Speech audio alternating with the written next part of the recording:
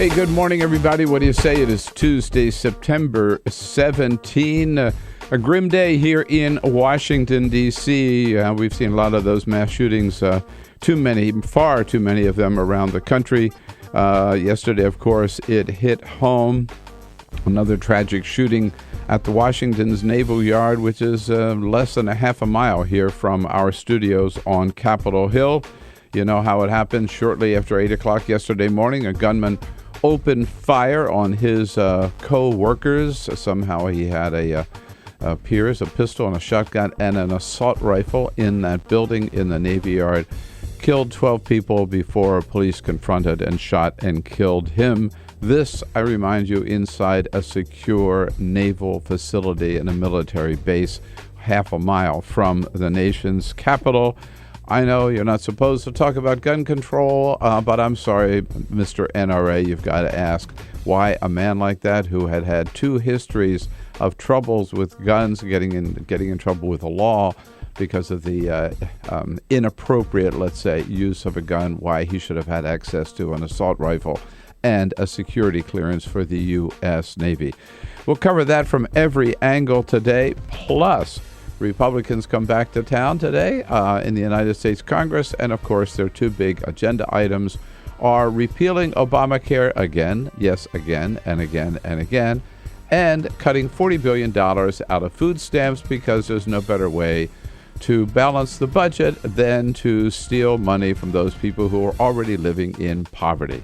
So much you're going to want to talk about this morning. Don't forget, you can give us a call at 866-55-PRESS. Join us on Twitter at BP Show, on Facebook at facebook.com/Bill Press Show. Here we are, The Bill Press Show. This is The Bill Press Show.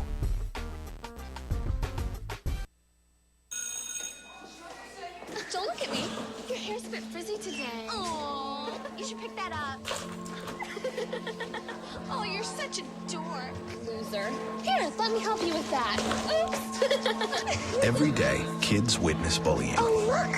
Your crush is looking at you. Poor you. They want to help, but don't know how. See, no one here's gonna help you, because no one Teach likes your you. kids how to be more than a bystander. Visit stopbullying.gov. If you drive buzzed, it could cost you around $10,000. You'll face major legal fees, major fines, and steep insurance penalties. You could lose everything. Nothing kills a buzz like getting pulled over for buzz driving, because buzz driving is drunk driving. When some people struggle with their mortgage payments, they become frozen, petrified. Not knowing what to do, they do nothing. But the people who take action are far more likely to get the most positive outcome. Making home affordable is a free government program. Call now to talk one-on-one with a housing expert about the options that are right for you. Real help, real answers, right now. Here at the GED Pep Talk Center, we have Pep Talkers standing by to get you motivated for your GED diploma. Text the name Terry to 69222 for a sympathetic pep talk. You show people what you really are. Or for a gentle pep talk, text the name Deborah. You know you're going to make people very proud of you. And if that's not enough, text the name Danny for an extreme pep talk. Prove everyone wrong. Show them you're the boss. Get your GED pep talk and find free GED classes. Text the name of the person you want a pep talk from to 69222.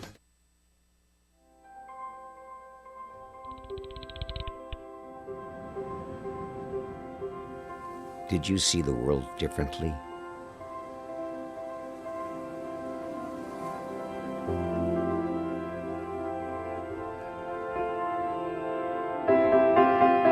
Did you celebrate the victory?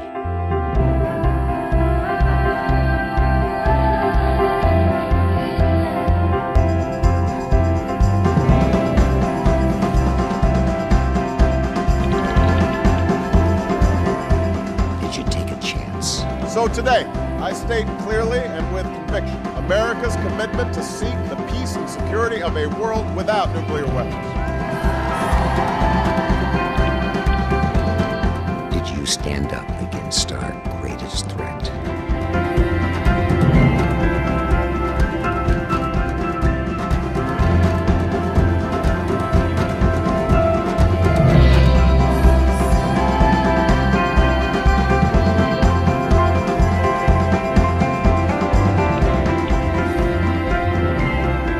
Did you commit to change the world?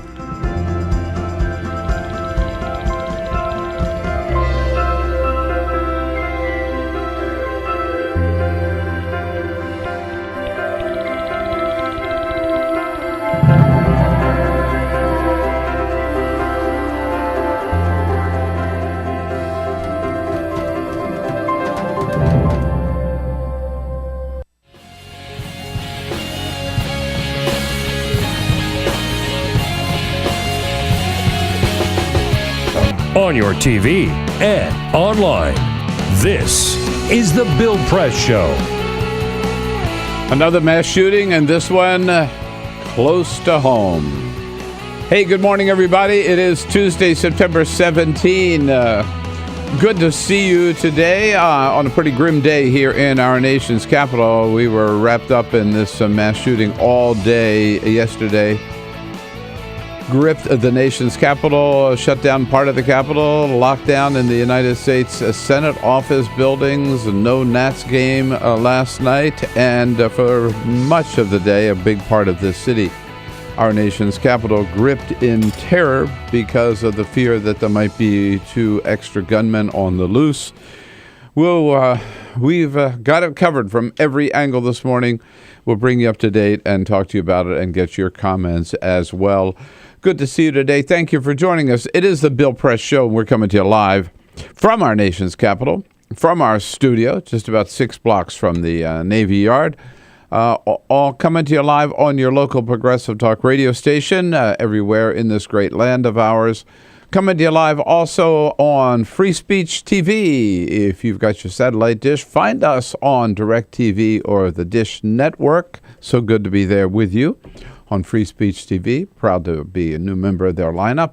And also a brand new video stream we're very excited to be part of as well. It's TawkrTV, and you find it by going to youtube.com/TawkrTV. TAWKRTV. We've assembled the whole team here this morning to bring you up to date on the news of the day and get your comments at 866-55-PRESS. You know the toll-free number. Make it your direct dial. You can find us easily on Twitter at BP Show and on Facebook, facebook.com/Bill Press Show. That's where all our friends gather.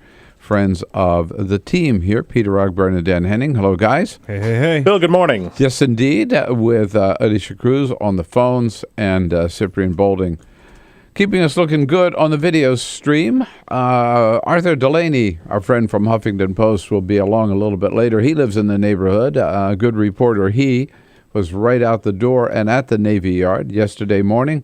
As word got out about this shooting, Arthur interviewed several people who were in the building. This man, Herb Williams, I believe his name, he was in that building, building 197, where 12 people were shot and killed. I was on the 3rd floor, and there was a firing of about 4 shots, and there sounded like a return of shots back, about 2-3 shots back, and then there was a melee of people scattered running to get out of the building. 3rd floor. I think the guy started shooting on the 4th floor, wasn't it? Yeah. Started shooting outside the building as he entered the building, then up to the 4th floor, and then firing down on people in the atrium down there in the food court. Again, we will bring you all we know about this from every angle. Congresswoman Eleanor Holmes Norton was on the scene yesterday throughout the day. She'll be joining us a little bit later on the program. I mentioned Arthur Delaney will be here shortly. And Tuesday, Igor Volsky from Think Progress. Just a few of the guests we'll have with you this morning. But first, This is the Full Court Press. Other headlines making news on this Tuesday. It took 19 hours, but the crippled Costa Concordia was pulled upright yesterday. USA Today reporting officials are calling the operation to pull the cruise ship up straight a success, and there are also no reports of significant environmental damage or fuel or oil leaks. The ship will now sit upright through the winter in its current spot and then be towed away in the spring after storm season to be cut up for scrap. That's an amazing engineering feat. It's wild. Yeah, and they put these, I don't know if you saw these, like these canisters on the side of it, filled with water to help upright it, and now they're going to put canisters on the other side, and they're going to fill those all with air, which will float the ship, So it's just amazing. And it looks like successful. Al Jazeera, the new cable news network that said it would not be like any other cable news network, is actually just like every other cable news network. According to a new study, the Pew Research Center reporting yesterday, Al Jazeera's coverage of the events in Syria is strikingly similar to its U.S. cable competitors, most often in sync with CNN, mostly covering the angle of whether the U.S. should have taken military action or not, and not taking the wider angle of coverage approach that the network had promised. I'd say it's only been like 2 weeks. That's all it's been. I give Al Jazeera a little more time to figure out. And before we do the final analysis. Right. And the Washington Nationals postponed their game against the Atlanta Braves last night because of the tragedy at the Washington Navy Yard, which sits right next door to the stadium. They will play a day-night doubleheader today as they continue to chase playoff hopes. They're 4.5 games out of the wild card. At the White House, they canceled last night's planned Latin music night where Ricky Martin and Gloria Estefan were, among others, scheduled to perform for the president and the First Lady. Well, there's a real practical problem with the Nats Park, which is that became the meeting point for families to meet up with their loved ones who worked at the Navy Yard. They were told, go to the Nats Stadium. So they were using the parking lot, and then there's a facility at the stadium where families, they all reunited there. So, they couldn't have had the game. They should have known that, I think, earlier. That's just one of the problems. That's one of the issues. Not to mention that the entire area was cordoned off and you couldn't get in. You're right. And there may still have been... And there may have been 2 shooters on the loose. Shooters on the loose. Yeah. And there are a lot of places in that area where one could potentially hide out. Oh, gosh. Are you kidding? Yeah. So let's start with the Navy Yard. So many aspects of this. So many millions of people come to Washington every year, and even most of those people probably never heard about the Navy Yard. I don't know where it is, but it's a very historic part of Washington, D.C. It's like the first part of Washington, D.C. There's been a Navy base there since 1799, right? They didn't move into the White House and the Capitol until 1800. And it's right down the street from us, right over there. It's 6 blocks down the street, and then it sprawls a little bit down M Street, and where this shooting occurred. And so back to the Navy Yard, because this was created from nothing, Washington, D.C.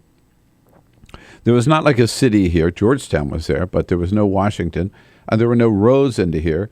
And so the first thing they did was they built this little base on the Anacostia River, and that was Washington's front door, where people came here to Washington for a year or more. They came here by boat, and they came right up 8th Street from the Navy Yard. The Navy Yard is where they built ships. The Navy Yard is where they built a lot of weaponry and tested it.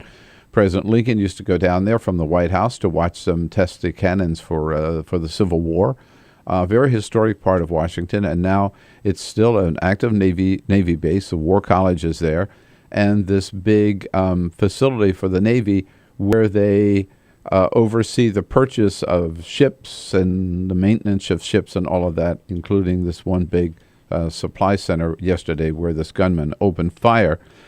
It started about 8:20, maybe a little earlier than that. What looks like happened, and as the gunman arrived, he was a Navy reservist. He had access to the base. He had a security clearance. He drove in. He walked up to the building, shot and killed a security guard, took his handgun, shot another person there whom I think survived, went up to the 4th floor of the building on a little parapet overlooking the atrium and the food court, and just opened fire on his co-workers. and killed 12 people. The police chief, Kathy Lanier, the death toll was up and down during the day, but the police chief at the end of the day gave the count. With at least 12 confirmed dead at this point, I think the actions by the police officers, without question, helped to reduce the number of lives lost. No doubt about it. And the chief also pointed out, finally, at the end of the day, after being worried because of some video found on the surveillance cameras that might have been 2 extra gunmen on the loose, she said, no, we're convinced it was just this one guy. We do now feel comfortable that we have the single and sole person responsible for the loss of life. A lot of stories this morning from people who worked in the building. Panic, obviously, people hoarding, locking themselves in their office, boarding themselves up in their office, putting desks and tables against the door. Some of them, hiding out in closets, hiding out in lockers all day long, not knowing what was going on. Those who could escape the building did, and just fled the property, fled out of the base. They checked and talked to every single person leaving the facility because they were still looking for other shooters. But police were able to confront and kill the gunman, who was Aaron Alexis, a Navy reservist, actually from Fort Worth, Texas. He's been in the Washington area now for about a year. A man, as I mentioned, Navy reservist, and so apparently, again, we'll learn more, but they believe he entered the base with his own badge, with his own he had a security clearance. He was able to drive into the base. Apparently had a gun in the trunk of his car. They do not, or at least did not as of yesterday, check the inside of cars or the trunks of cars for people who have a clearance to work there. Was able to drive in with the gun. He is a man who we know has had troubles in the past with guns. 2 incidences, at least, that we know of. Once out in Seattle, he got angry at a guy and shot his tires off out of his car. Shot up his tires on the car. And a second time, I think down in Fort Worth, he was upset about the woman who lived over top of him in this apartment building, thought she was making too much noise, and so he fired a couple of shots off through his ceiling into her apartment. He was, his Navy record says he had a, quote, pattern of misconduct. Do you think? You think so? And officials yesterday were saying it looked like the man might have had some, quote, anger management issues. Again, do you think so? But, it does raise the question. It does raise the question. What is a guy like this with 2 things on his record already for the abuse of guns? What does he do having access to an AR-15, an assault rifle, which isn't that the same one used in Newtown, Connecticut?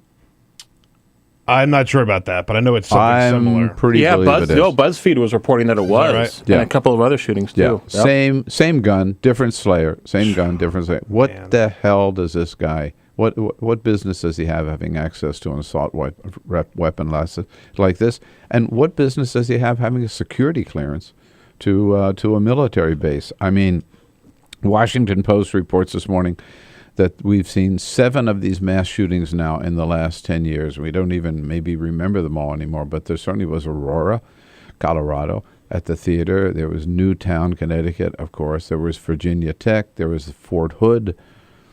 Those are 4 of the 7. I guess this is 7, so I don't know what the other 2. But, once again, the frustration is, we know what's got to be done, and we know it won't be done. We know what Congress ought to do, and we know what Congress won't do, and we know why. It's because of the political power of the NRA, which is exaggerated beyond belief. They are not as big. They are not as tough. They are not as strong as people pretend they are. But boy, they just strike fear in the heart of most politicians, Republicans and Democrats, and you can bet that not a damn thing is going to happen because of this. One voice yesterday that people ought to listen to is the woman who is the chief medical officer at the Washington Hospital Center. That's where the victims went. She's the one who had to deal with them. She talked to them. She took care of them. Dr. Janice Orlowski. And she said afterwards, first of all, this is just wrong. I may see this every day. I may, be the chief medical officer of a very large trauma center, but there's something wrong here when we have these multiple shootings, these multiple injuries. There's something wrong. She said, yeah, we're here. We know how to deal with these gunshot wounds, but we'd rather not be in this business. I'd like you to put my trauma center out of business. I really would. I would like to not be an expert on gunshots. God, wouldn't that be great? Put that trauma center out of business. When? I know. Fox News already this morning saying, oh my God, those liberals are going to be talking about gun control. You're damn right we are. And we're going to talk about it until something is done. 866-55-PRESS. Start the conversation right here on the Bill Press Show this Tuesday morning. This is the Bill Press Show.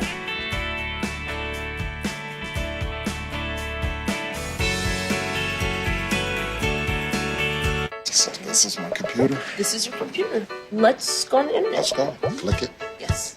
Okay. I cursor in between the R and the E. Pressing down, I want you to just push the area. She's gonna love me all over again. That's it.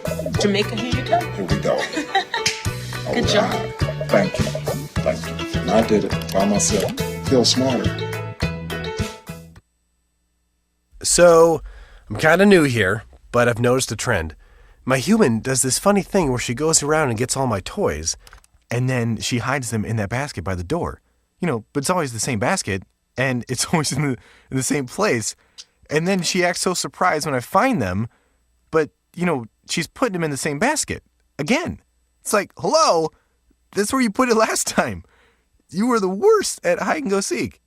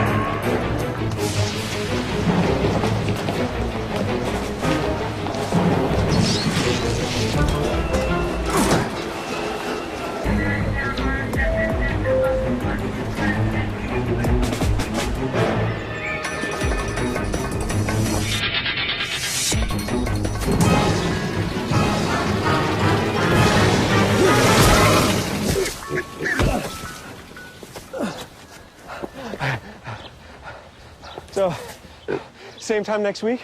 Well, of course. Put away a few bucks, feel like $1 million. For free tips to help you save, go to Feed the Pig.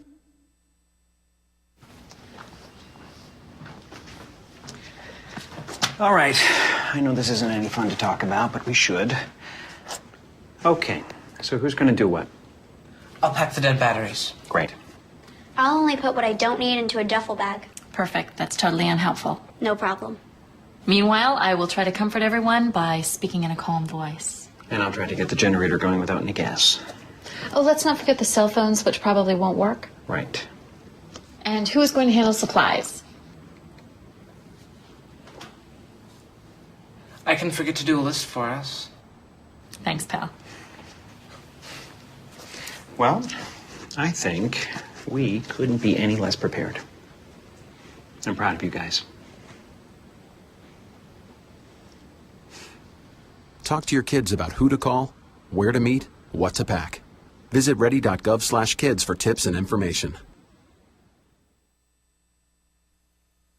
Hey, thanks for stopping by. You know, I followed your character since the first episode. I'm a big fan. Big fan. Thank you. And listen, your storyline, it makes for incredible TV drama. Thing is, your drug use is very adult content. Too adult for the kids. So I'm gonna have to block you. Oh, man. Yeah. Well, have a good one. You're a nice lady.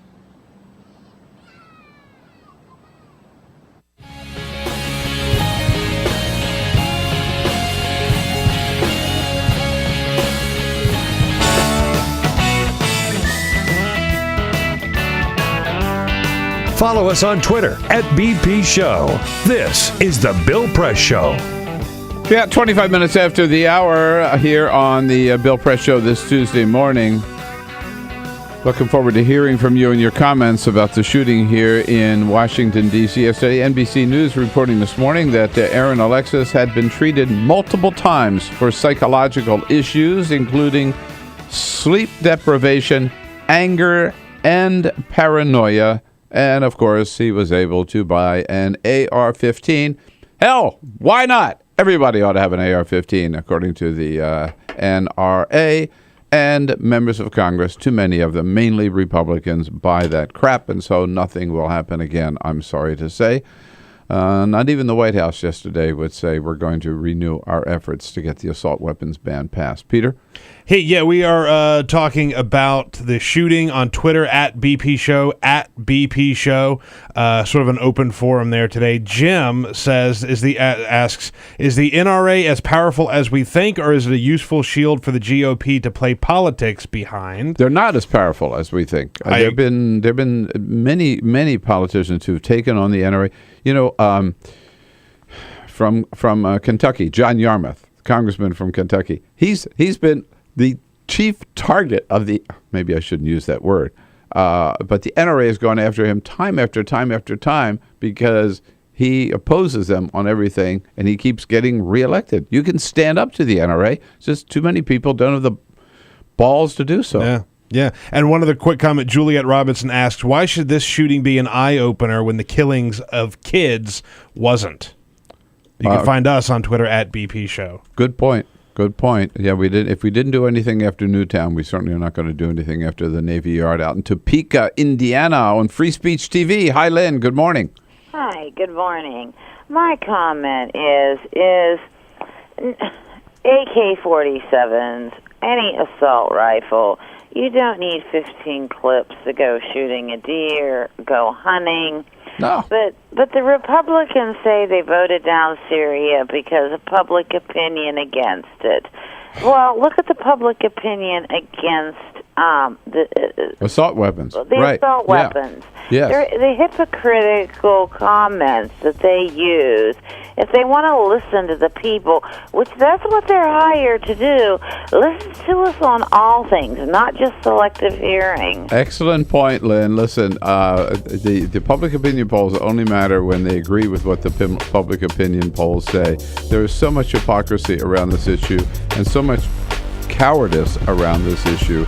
But we just got to keep the pressure on and keep talking about it. This is the Bill Press Show. Don't look at me. Your hair's a bit frizzy today. Aww, you should pick that up.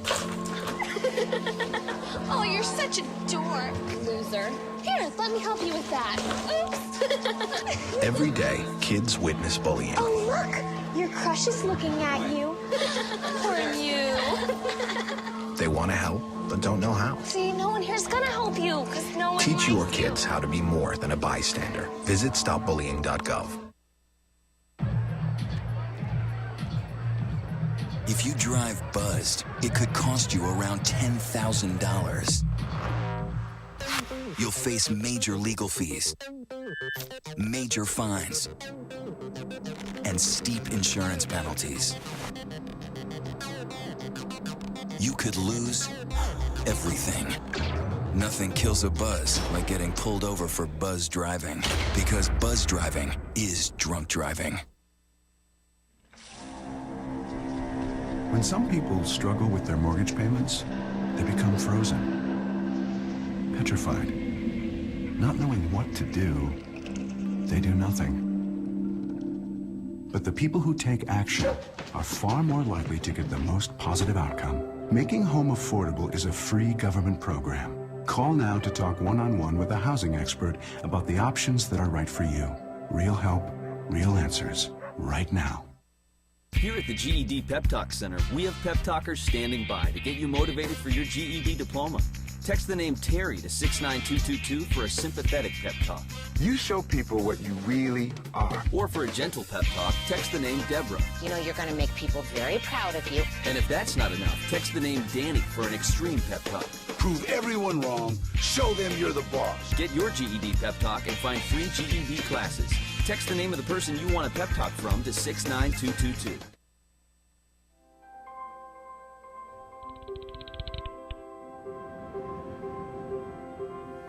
Did you see the world differently?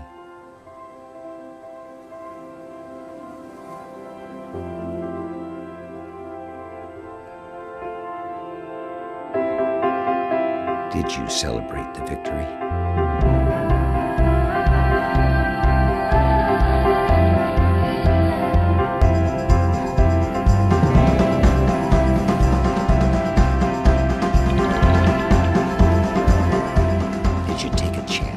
So today, I state clearly and with conviction America's commitment to seek the peace and security of a world without nuclear weapons.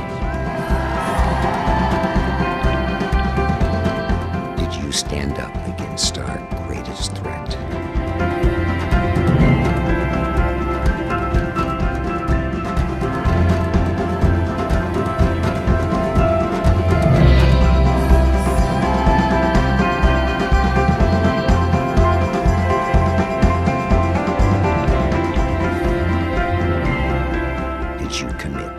Change the world.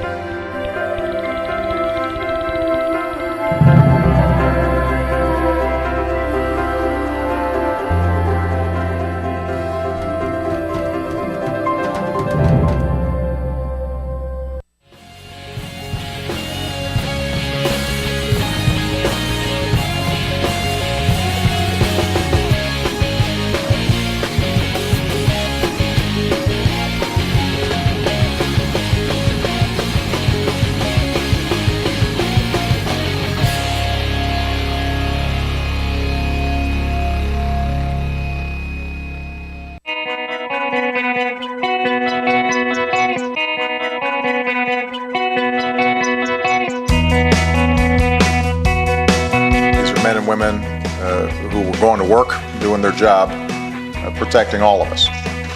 They're patriots, and they know the dangers of serving abroad, but today they face the unimaginable violence that they wouldn't have expected here at home. This is the Bill Press Show. President Obama yesterday in the South Court Auditorium of the old Executive Office building next door to the White House, commenting on the shooting yesterday at Washington's Navy Yard. We've been talking about this morning and will be throughout the show this morning here at 33 minutes after the hour. The Bill Press Show coming to you live from our nation's capital. For those of us on the Hill, the Navy Yard is our neighbor. We go by it a lot, not so much inside of it, but live right near it. And many people who work on the Hill, report on the Hill, live on the Hill, like Arthur Delaney from Huffington Post, who was one of the first ones on the scene yesterday. Arthur, good morning. Good to see you. Good to see you. Good to be here. More stuff coming out. I was just reading during the break about this the shooter. It's so interesting that here was a guy who was an IT contractor, and yet he had a very low profile on, like, he didn't leave a long trail, electronic trail behind him. They said it was... Oh, no social media at all that anyone has found so far. Right. He's only been in Washington for several days, left Fort Worth 4 months ago. It said recent days he was staying at a hotel, he and 5 coworkers working on this project down at the Navy Yard. So just got here, and They think he may have been told that he was going to lose his job. Maybe that was what set him off. I don't use that word. He had lost a job with the Navy. Oh, yeah. In 2011, potentially stemming from him shooting off a gun in his apartment through the floor of his upstairs neighbor. He said he was cleaning his gun and it accidentally went off, but the woman who lived upstairs, he had complained about too much noise coming from her apartment. So. She thought it was very menacing. Yeah. Every time you have a situation like this, there are always a lot of questions. And with this one, it seems like there are just more questions that haven't been answered yet of who this guy was, where he came from, why he did what he did, what kind of profile he kept. It's very, very murky. What was the scene like yesterday at the Navy Yard when you went down there? Well, so all throughout the neighborhood, when this was breaking, police sirens and fire truck sirens were just screaming and going in that direction. You live like 2 blocks from the Navy Yard. Well, right? I live more than 2 blocks, but pretty close. And I was able to walk there in a few minutes. And police were not allowing people to drive past I Street Southeast. But you could walk pretty much right up to the Navy Yard. And reporters were just standing there with people who had come to work and had either not been able to get in or had been in the building and in the room where this guy was shooting up the place, and they fled. In the room? Meaning the atrium? Or right, apparently there is this sort of big open space, and he may have been leaning over a railing on the 4th floor and shooting down into this cafeteria or this atrium like space. Shooting, the old phrase, shooting fish in a barrel, right? Right. So people come to work. It was 8 o'clock in the morning. They had just blown the bugle or reveille or whatever they do at this military facility, I read. And the people come in and they go to the food court. They're getting their coffee, they're getting their muffins or whatever, right, to eat there or take up to their... So that there are a lot of people there at that time. And, he went up to the 4th floor and just shot down on them. Yeah, one person told me the first thing she heard was people saying, he's got a gun, or someone's got a gun. And then the shots were ringing out. And another person said it sounded as if, shot, shot, shot. And then more shots in response to that. But we don't know if it was just this guy, Alexis, or... There's a strange lookout for 2 other people for most of yesterday. And then the police said, well, it's a white guy in a tan uniform and a black guy in a green uniform. And then they mysteriously said later, we found the white guy, not looking for him anymore. Right. But we're still looking for this other person. He has gray sideburns and he's in his 50s. But something about this lookout is sort of casual. Yeah, like they're I agree.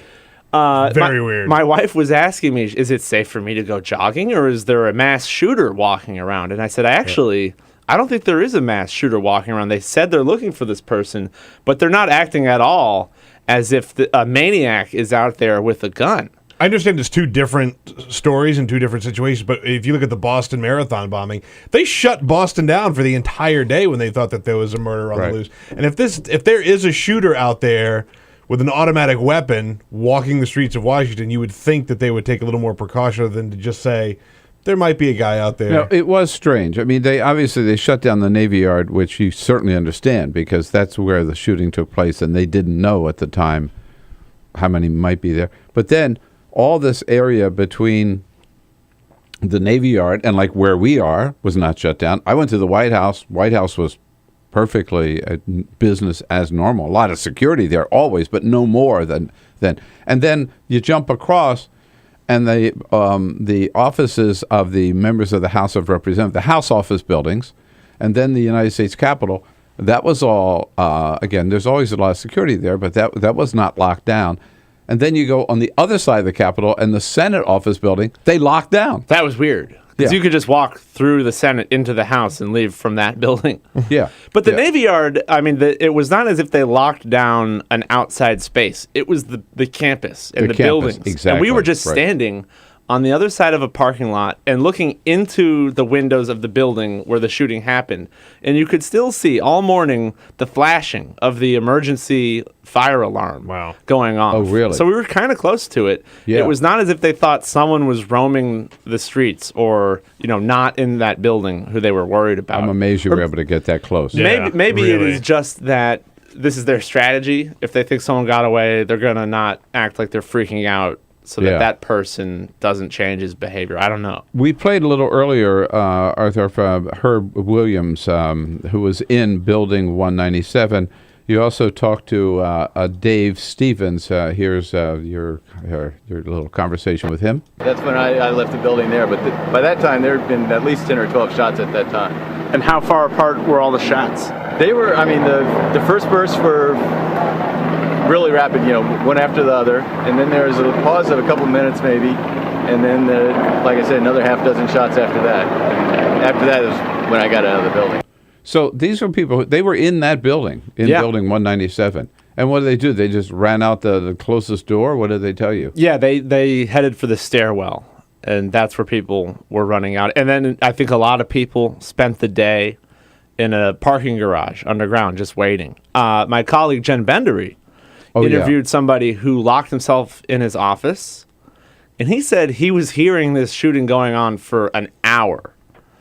So we still don't really have a picture of exactly what was happening. Apparently, the guy brought one gun in, and then was shooting people and taking their guns. If it was just this one person. Right. If it was multiple people, who knows? But there's so little known about the motive, so little known about how exactly it went down. We're just beginning to get the names of the victims. And I know at Huffington Post we're going to spend the day reaching out to families and friends of those people and telling their stories while, law enforcement allows the story of this shooting to sort of trickle out. Yeah, and they're now, I've noticed a couple of family members of the Alexis Aaron. I want to be sure. Aaron Alexis. Aaron Alexis. I always get it backwards, yeah. And some friends of his from Fort Worth who were talking about him. Were these people like freaked out who've been working in the building? Must have been, right? Yeah, but when I talked to them, like 9 o'clock, 9:30, it didn't seem like they were still sort of dazed. No one was, I'll bet, weeping. Yeah. No one was overcome with emotion that they had survived this or that they might have lost friends.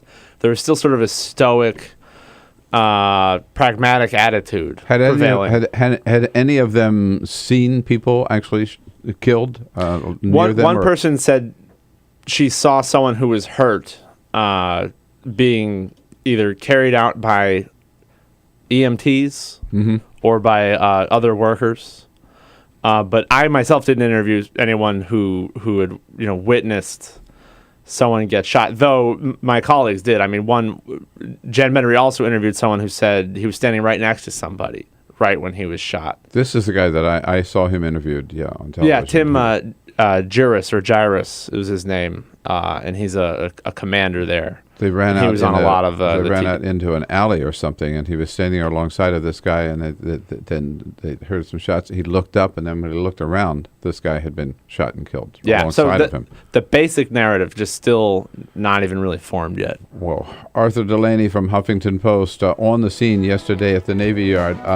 When we come back, Arthur, you got to talk about a couple of issues coming up in front of Congress that you've been reporting on when you're not on the scene at crime scenes.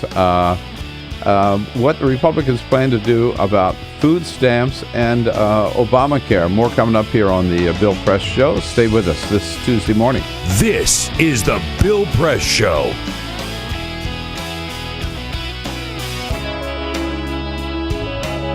So this is my computer. This is your computer. Let's go on the internet. Let's go. Click it. Yes. Okay.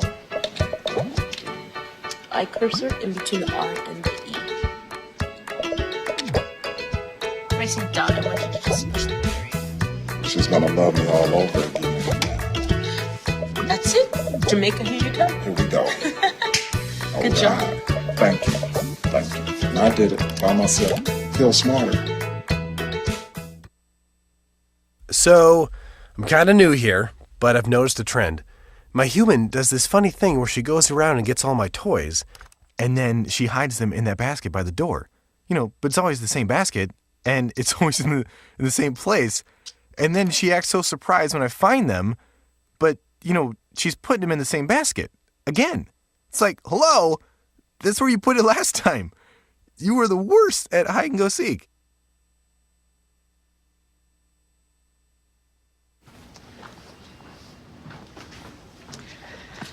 All right.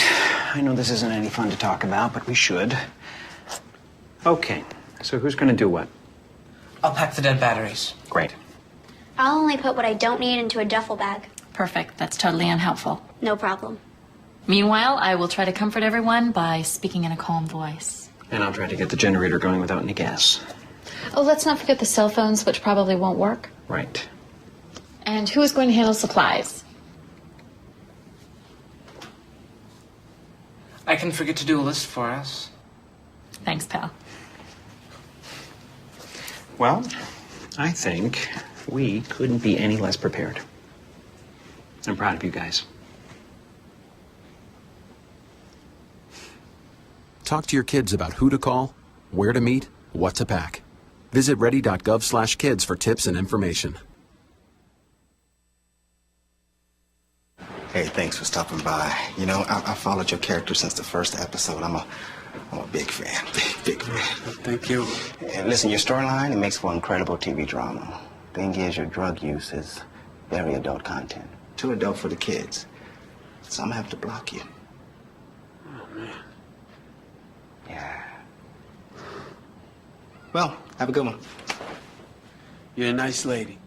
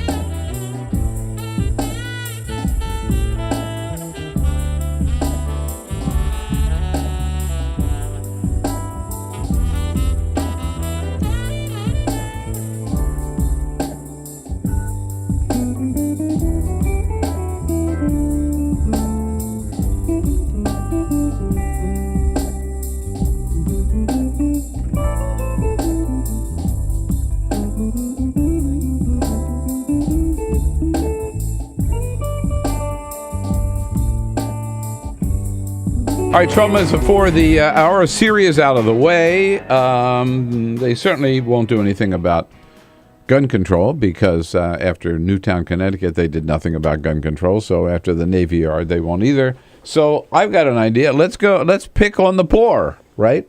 And today, yes, is a great day for that.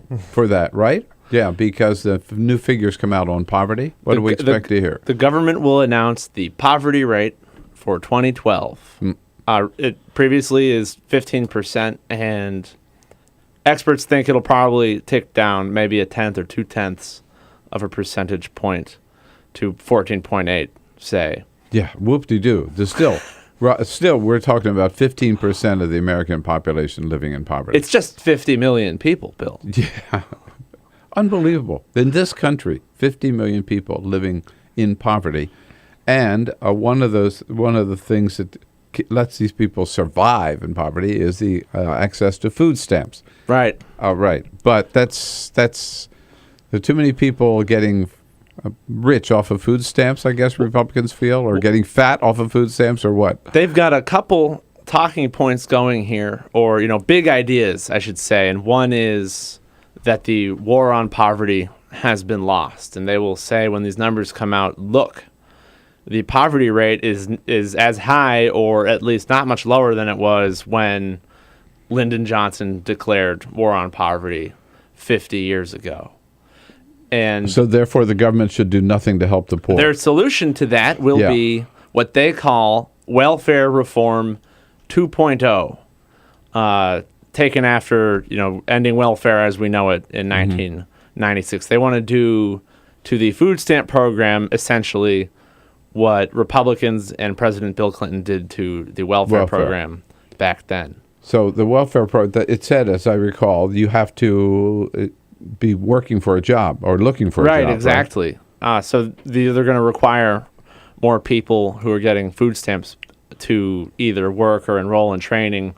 They're not going to create training or workfare programs to allow that to happen.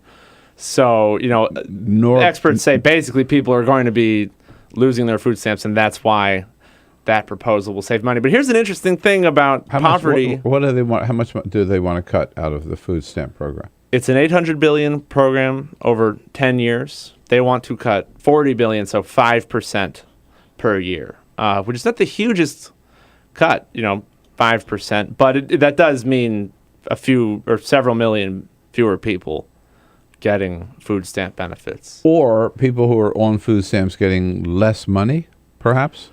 That's a separate thing, but that is going to happen too. No one's even talking about that. It's too confusing.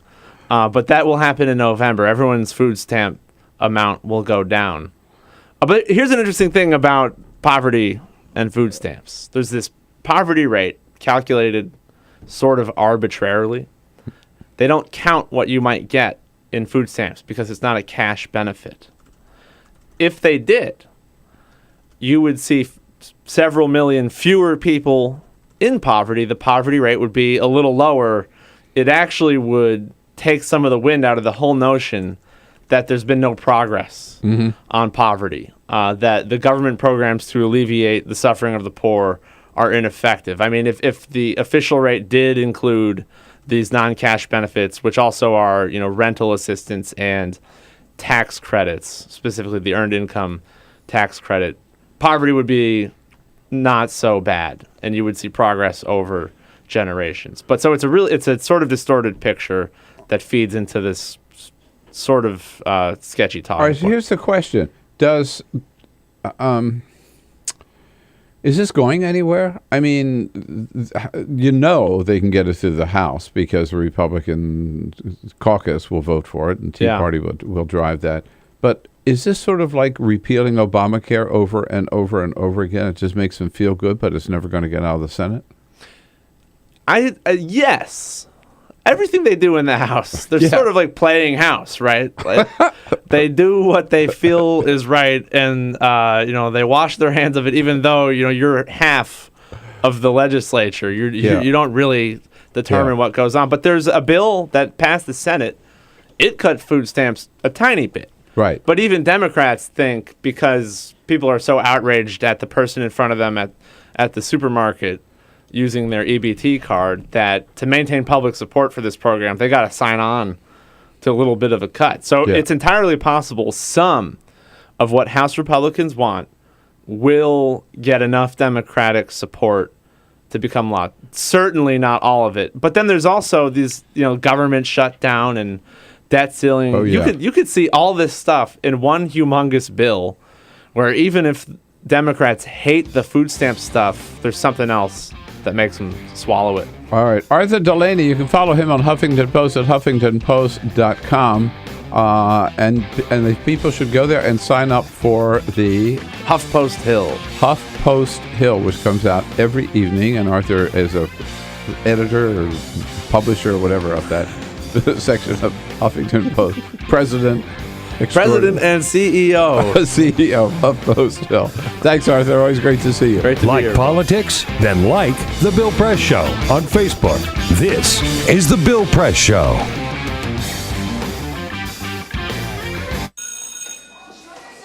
Don't look at me. Your hair's a bit frizzy today. Oh, you should pick that up. Oh, you're such a dork. Loser. Here, let me help you with that. Oops. Every day, kids witness bullying. Oh, look. Your crush is looking at you. Poor you.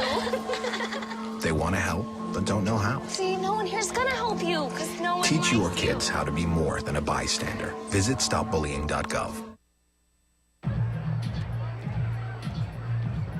If you drive buzzed, it could cost you around $10,000. You'll face major legal fees, major fines, and steep insurance penalties. You could lose everything. Nothing kills a buzz like getting pulled over for buzz driving, because buzz driving is drunk driving. When some people struggle with their mortgage payments, they become frozen, petrified. Not knowing what to do, they do nothing. But the people who take action are far more likely to get the most positive outcome. Making home affordable is a free government program. Call now to talk one-on-one with a housing expert about the options that are right for you. Real help, real answers, right now. Here at the GED Pep Talk Center, we have pep talkers standing by to get you motivated for your GED diploma. Text the name Terry to 69222 for a sympathetic pep talk. You show people what you really are. Or for a gentle pep talk, text the name Deborah. You know you're going to make people very proud of you. And if that's not enough, text the name Danny for an extreme pep talk. Prove everyone wrong. Show them you're the boss. Get your GED pep talk and find free GED classes.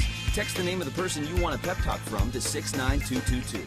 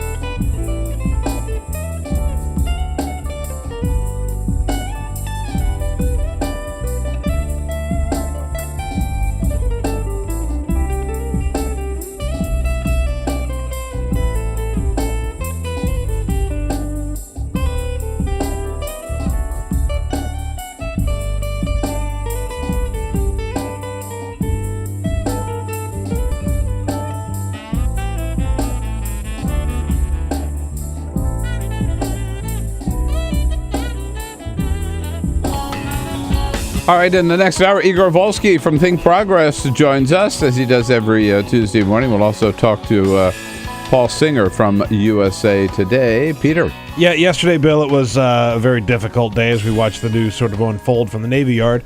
This man, however, might take the cake for being the dumbest man in Washington. Someone threw firecrackers over the White House's north fence yesterday. In the sort of hours after the rampage at Navy Yard, he's lit some firecrackers, threw them over the fence, and of course, uniformed agents swooped in, sealed off the area, and apprehended. What time did that happen? I saw the headline, but I was there yesterday. I did nothing. I'm not sure exactly what time it happened, but it wasn't long after the shooting had happened. It was 11 o'clock a.m., noonish, somewhere in that neighborhood. Well, I'm not the one who did it. I just want you to I wasn't pointing set the fingers. record straight. Igor Volsky coming up next. This is the Bill Press Show. You wouldn't let money just blow out of your house. So when your AC or heater is on, make sure the doors, windows, and fireplace flue are shut tight. If you're headed out, turn down the AC or lower the heat by 10 degrees. And always keep your water heater set at 120. A little bit of common sense goes a long way.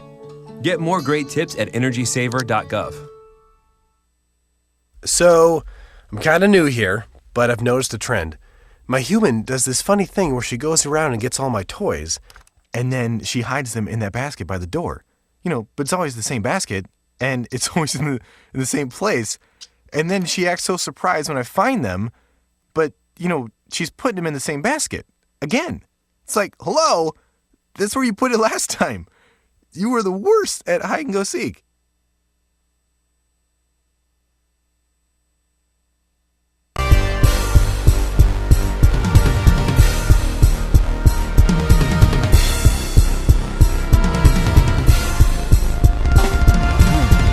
Hey, good morning, everybody. What do you say? It is Tuesday, September 17. A grim day here in Washington, D.C. We've seen a lot of those mass shootings, too many, far too many of them around the country. Yesterday, of course, it hit home. Another tragic shooting at the Washington's Naval Yard, which is less than a half a mile here from our studios on Capitol Hill. You know how it happened. Shortly after 8 o'clock yesterday morning, a gunman opened fire on his co-workers. Somehow he had a pistol and a shotgun and an assault rifle in that building in the Navy Yard. Killed 12 people before police confronted and shot and killed him. This, I remind you, inside a secure naval facility and a military base half a mile from the nation's capital.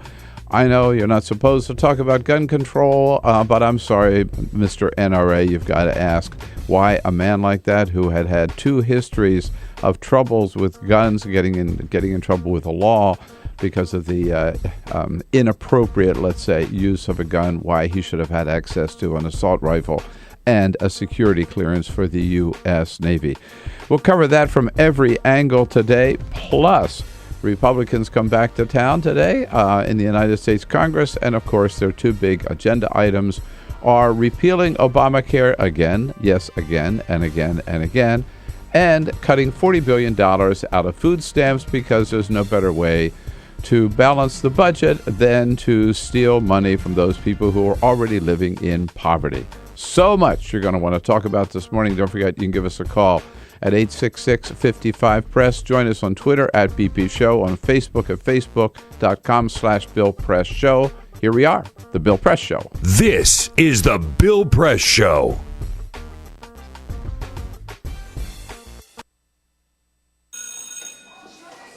Don't look at me. Your hair's a bit frizzy today. Oh, you should pick that up. Oh, you're such a dork. Loser. Here, let me help you with that. Oops.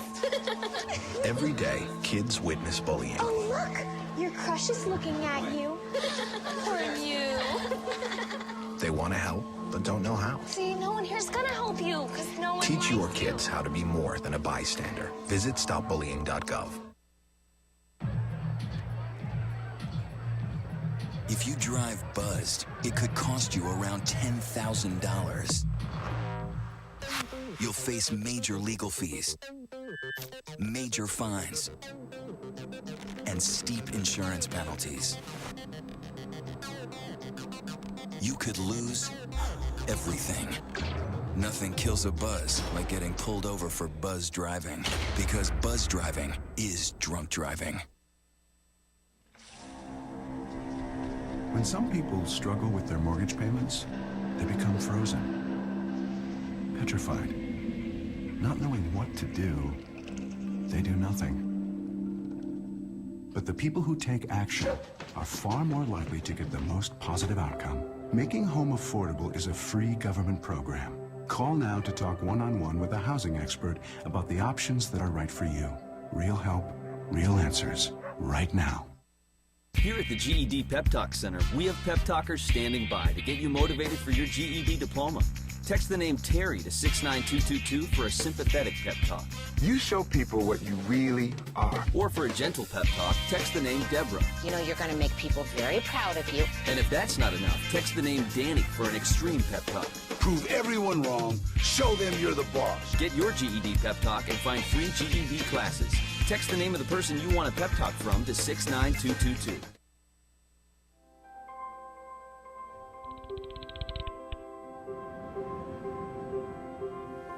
Did you see the world differently?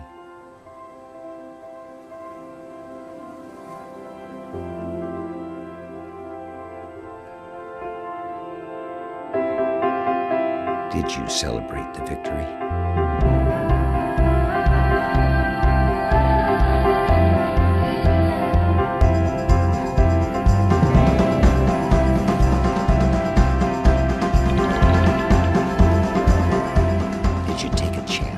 So today, I state clearly and with conviction America's commitment to seek the peace and security of a world without nuclear weapons.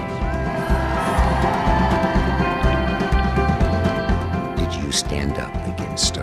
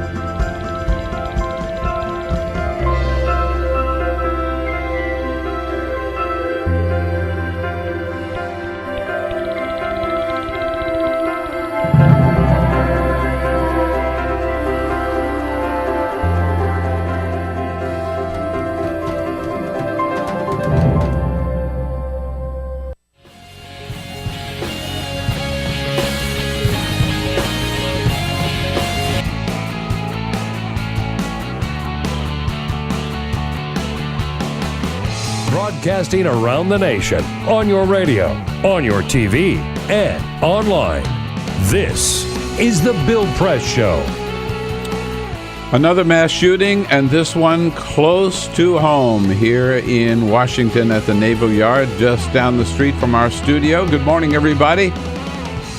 We've got it covered here this morning on Tuesday, September 17. It is the Bill Press Show, coming to you live from our nation's capital, our studio on Capitol Hill, bringing you the news of the day, all about the Navy Yard shooting yesterday, all about action with the president at the White House, and Congress coming back with its mission today to cut as much as they can out of the food stamp program and leave even more Americans mired in poverty.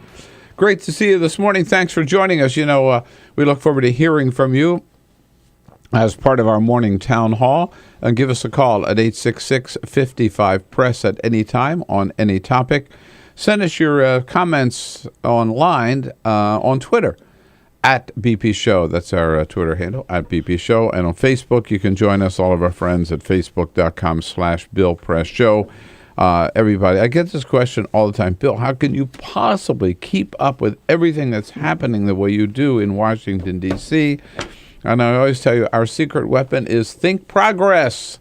ThinkProgress.org. Igor Volsky is the managing editor in studio with us, as he is every Tuesday morning. Good morning, Igor. Good morning, Bill. Another somber morning here in D.C. after yet another mass shooting. I feel like it's to the point where at Think Progress, we cover all these issues, we cover the events live as they unfold.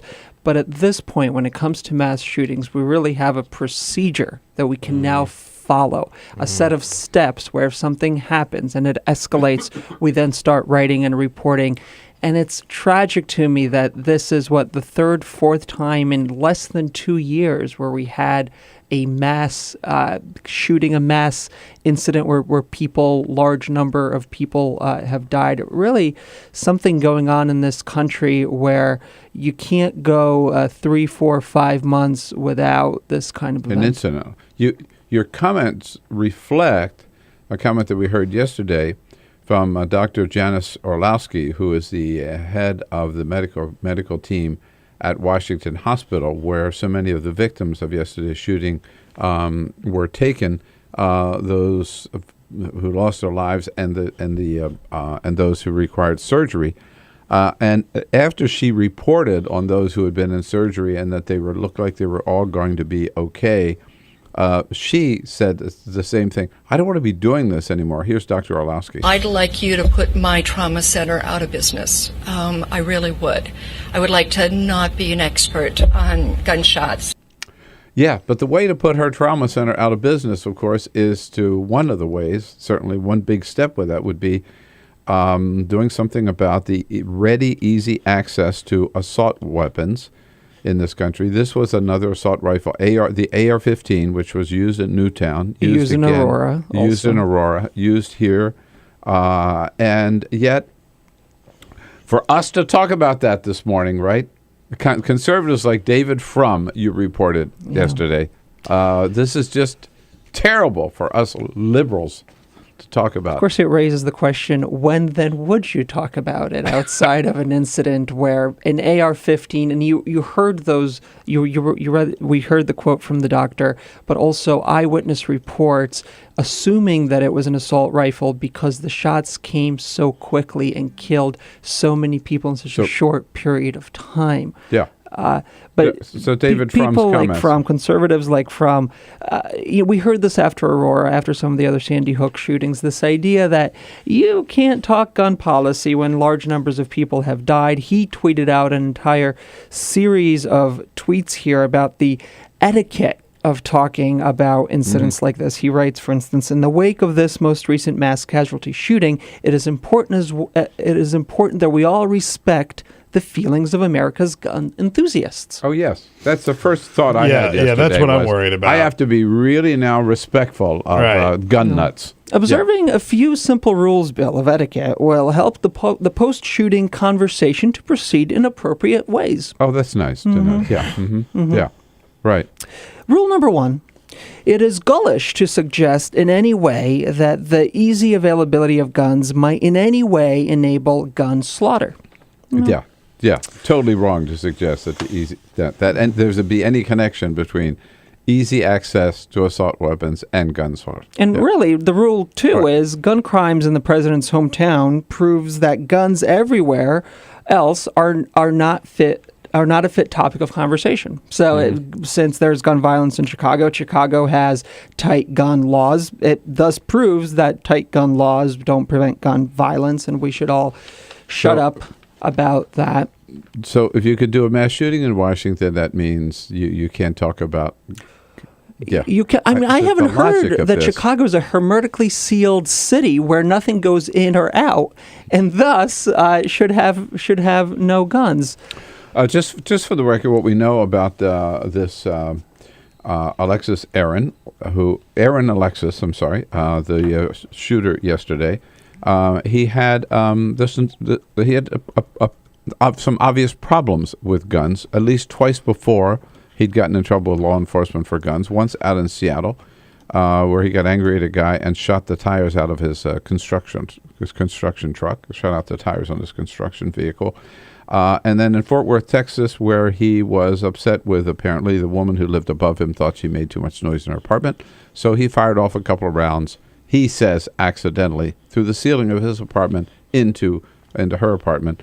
As the Navy said yesterday, they thought he had, there was a pattern of misconduct, which is why he was given a general discharge, and that he had a... what was it, Peter? The anger management issue. Yeah. And yet, he had a security clearance, and he was able to purchase an AR-15 in Virginia. Lots of issues legally about who can purchase these guns. It was enough. His history was enough to get him kicked out of the Navy, not enough to keep him from purchasing a weapon.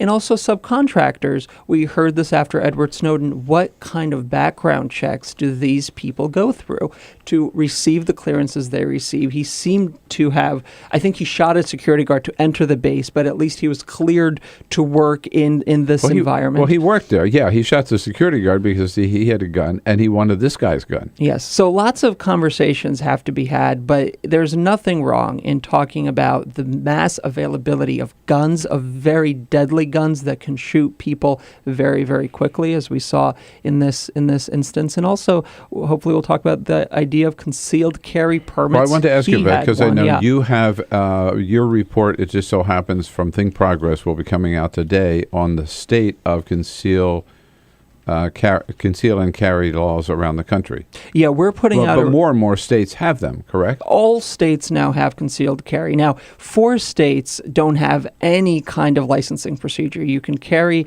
a gun in public in a concealed fashion, just as you can carry it inside your home.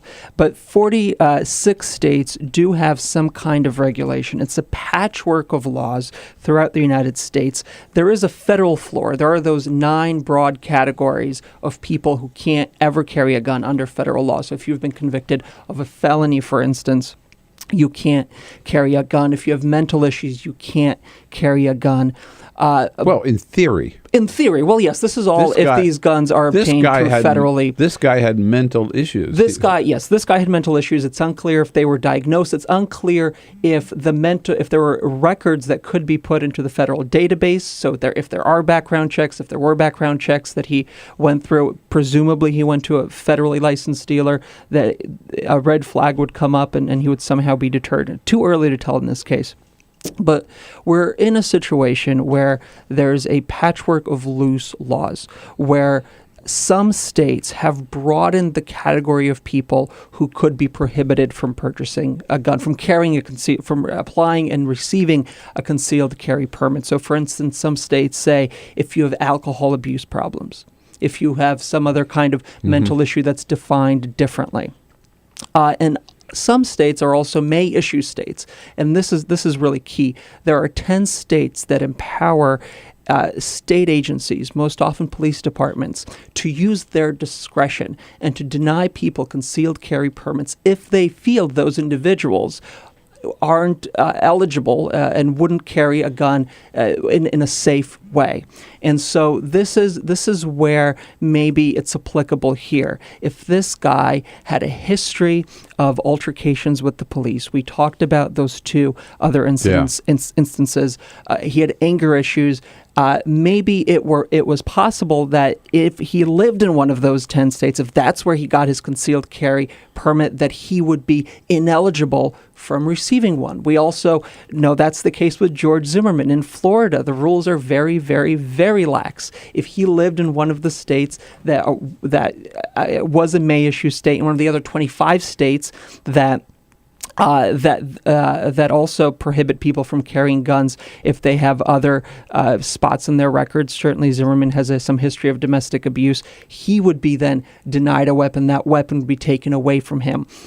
So, it's really, we got a long way to go. We saw in the last 20 years, through successful NRA efforts, the expansion of gun laws, concealed carry now available everywhere in the United States. And what we've seen are these shootings, this kind of crime, and maybe, just maybe, who knows, this is yet another instance that will push Americans, that will push maybe Congress in some way to talk about changing some of these rules, maybe establishing a federal minimum, expanding the federal minimum, the federal floor, to redefine who is eligible for concealed carry and who can possess these weapons. Well, Peter, but I certainly believe that that's what Congress ought to be about.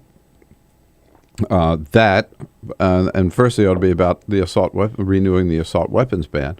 But Peter, we had a comment earlier this morning from one of our viewers or one of our listeners who said if we didn't, as I recall, right, if I'm not quoting word for word, but if we didn't do anything after Newtown, Connecticut. Yeah, I'm just looking for that comment. It was Juliet, right. I remember, that made the comment, but she had said basically if nothing happened then when a bunch of kids were murdered, then why would this be a game changer? Well, that's right. It's hard to see that there's any momentum. No, you're right. But look, I think every time we as a nation go through this kind of horror, where you go through hours of thinking maybe there's a second shooter, maybe there was a third shooter, is the White House in danger, is the Senate is on lockdown. I think images like this carry a certain message. And as you have more of these instances, I think, public opinion shifts. And Congress people, I think, to the point, have to be, as we saw with Syria, really have to be responsive to their constituents. And I think it gets you closer to talking about changing these laws in a real way. I will say there was a lack of shock yesterday as we talked about this. There was no jolt. There was no jolt of, oh my God, how could this happen? Or no, it wasn't. How could this happen? As it's finally happened here. Yeah. And here we go again. Here we go again. And I think sort of a resignation on people like, yeah, this is horrific, but nothing's going to happen. And it gets back to that question we talked about after Newtown too.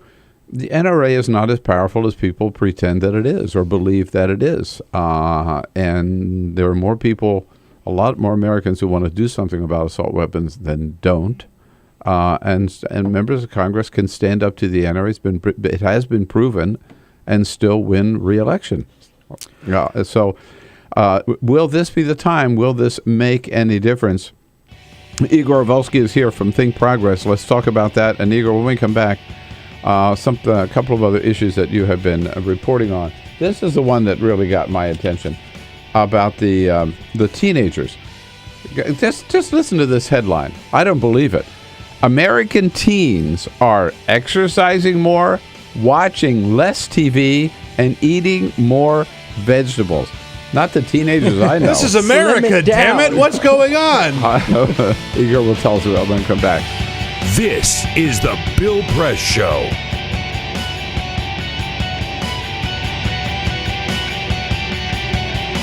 This is my computer. This is your computer. Let's go on the internet. Let's go. Click it. Yes. Okay. I cursor in between the R and the E. Pressing down, I want you to just push the period. She's gonna love me all over again. That's it. Jamaica, here you go. Here we go. Good job. Thank you. Thank you. And I did it by myself. Feel smarter. So, I'm kind of new here, but I've noticed a trend. My human does this funny thing where she goes around and gets all my toys, and then she hides them in that basket by the door. But it's always the same basket, and it's always in the same place. And then she acts so surprised when I find them, but, she's putting them in the same basket. Again. It's like, hello, that's where you put it last time. You were the worst at hide and go seek.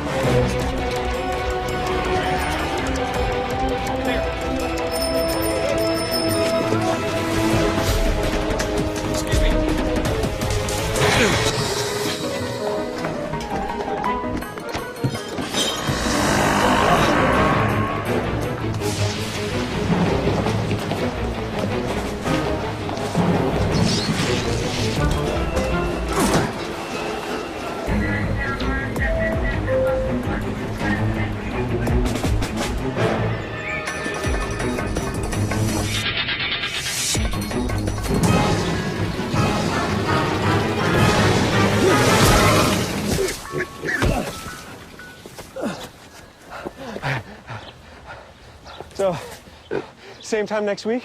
Well, of course. Put away a few bucks, feel like $1 million. For free tips to help you save, go to Feed the Pig.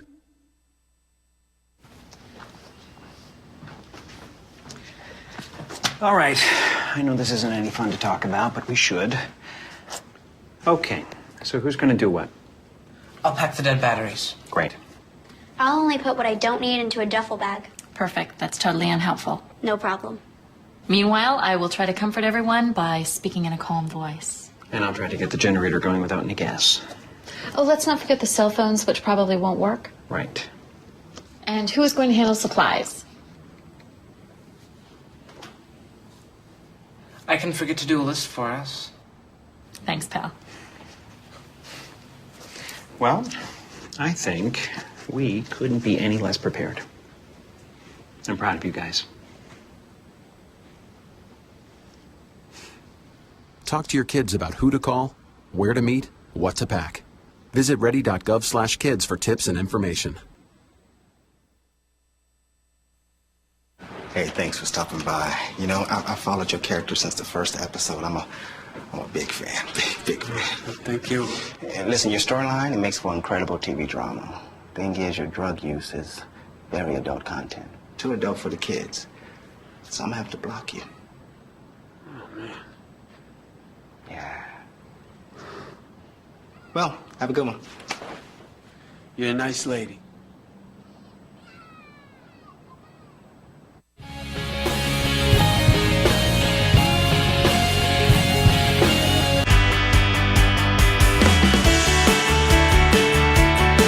Get social with Bill Press. Like us at facebook.com/Bill Press Show.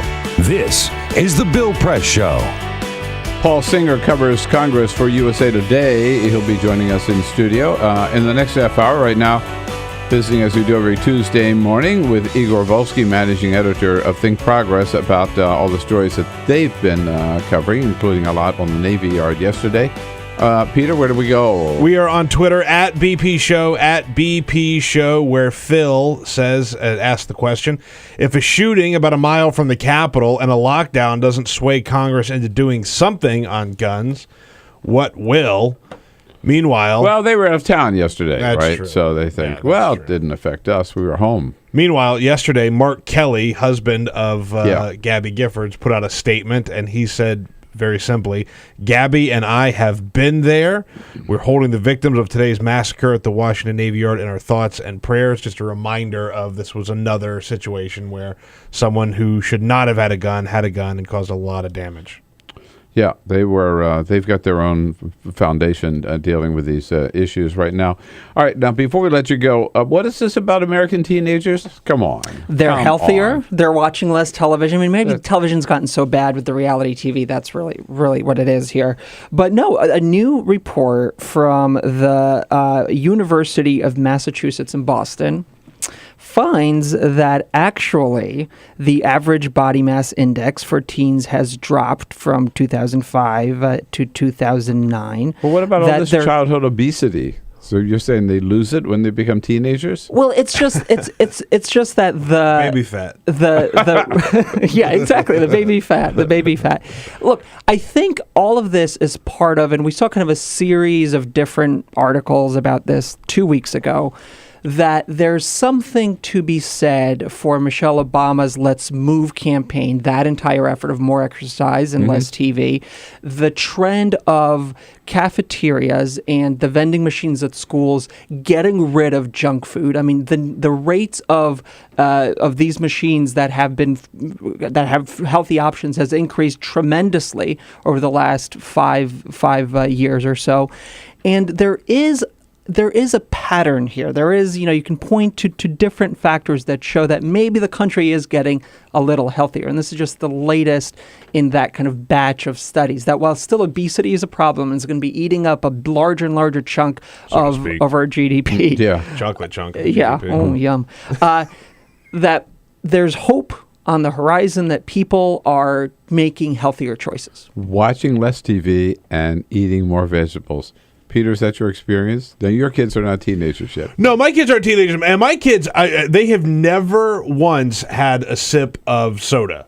There you go. In fact, the other day, that was their only option. We didn't have any water, and I had like a Diet Coke, and he was saying, one of my kids was saying, I'm super thirsty. So you can have a sip of this. So Coke. you drink the Diet Coke in front of them, but you don't let them. Well, it was a movie situation, and so I had the Coke, and I said, we could go outside and get you some water. You could just have a sip of the Coke. And he wouldn't have it. So I have pretty healthy kids. They're active. They're part of this statistic, Bill. Yeah. I think you guys are conspiring against me here this morning because I don't believe either one. We don't have a video game console in the house. They get out. They move. Let's move. Yeah. Let's move. Yeah, and then Daddy participates in the drink up, except it's not water. Igor, always great to see you. Thanks for your good work. Thanks for coming in. All right, we'll be right back with more of the Bill Press Show. This is the Bill Press Show.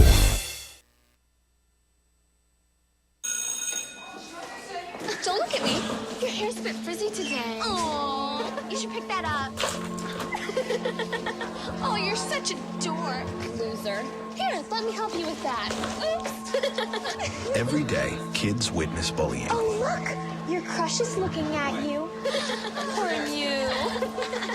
They want to help, but don't know how. See, no one here's gonna help you, because no one Teach your likes kids how to be more than a bystander. Visit stopbullying.gov. If you drive buzzed, it could cost you around $10,000. You'll face major legal fees, major fines, and steep insurance penalties. You could lose everything. Nothing kills a buzz like getting pulled over for buzz driving, because buzz driving is drunk driving. When some people struggle with their mortgage payments, they become frozen, petrified. Not knowing what to do, they do nothing.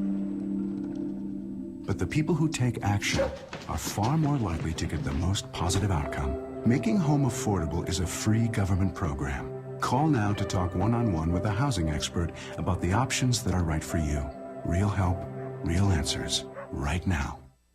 Here at the GED Pep Talk Center, we have pep talkers standing by to get you motivated for your GED diploma. Text the name Terry to 69222 for a sympathetic pep talk. You show people what you really are. Or for a gentle pep talk, text the name Deborah. You know you're going to make people very proud of you. And if that's not enough, text the name Danny for an extreme pep talk. Prove everyone wrong. Show them you're the boss. Get your GED pep talk and find free GED classes. Text the name of the person you want a pep talk from to 69222.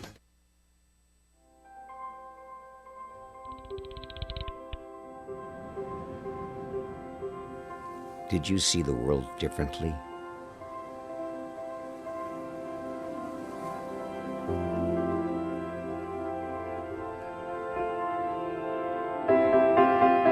Did you celebrate the victory?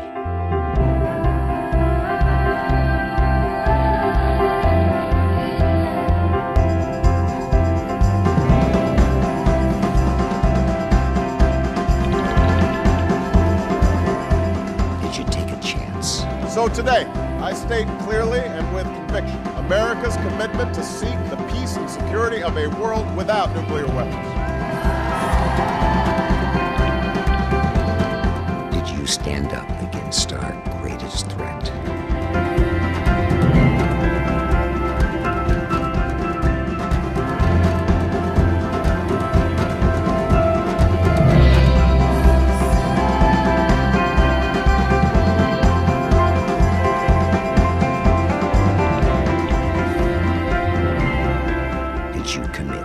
Change the world.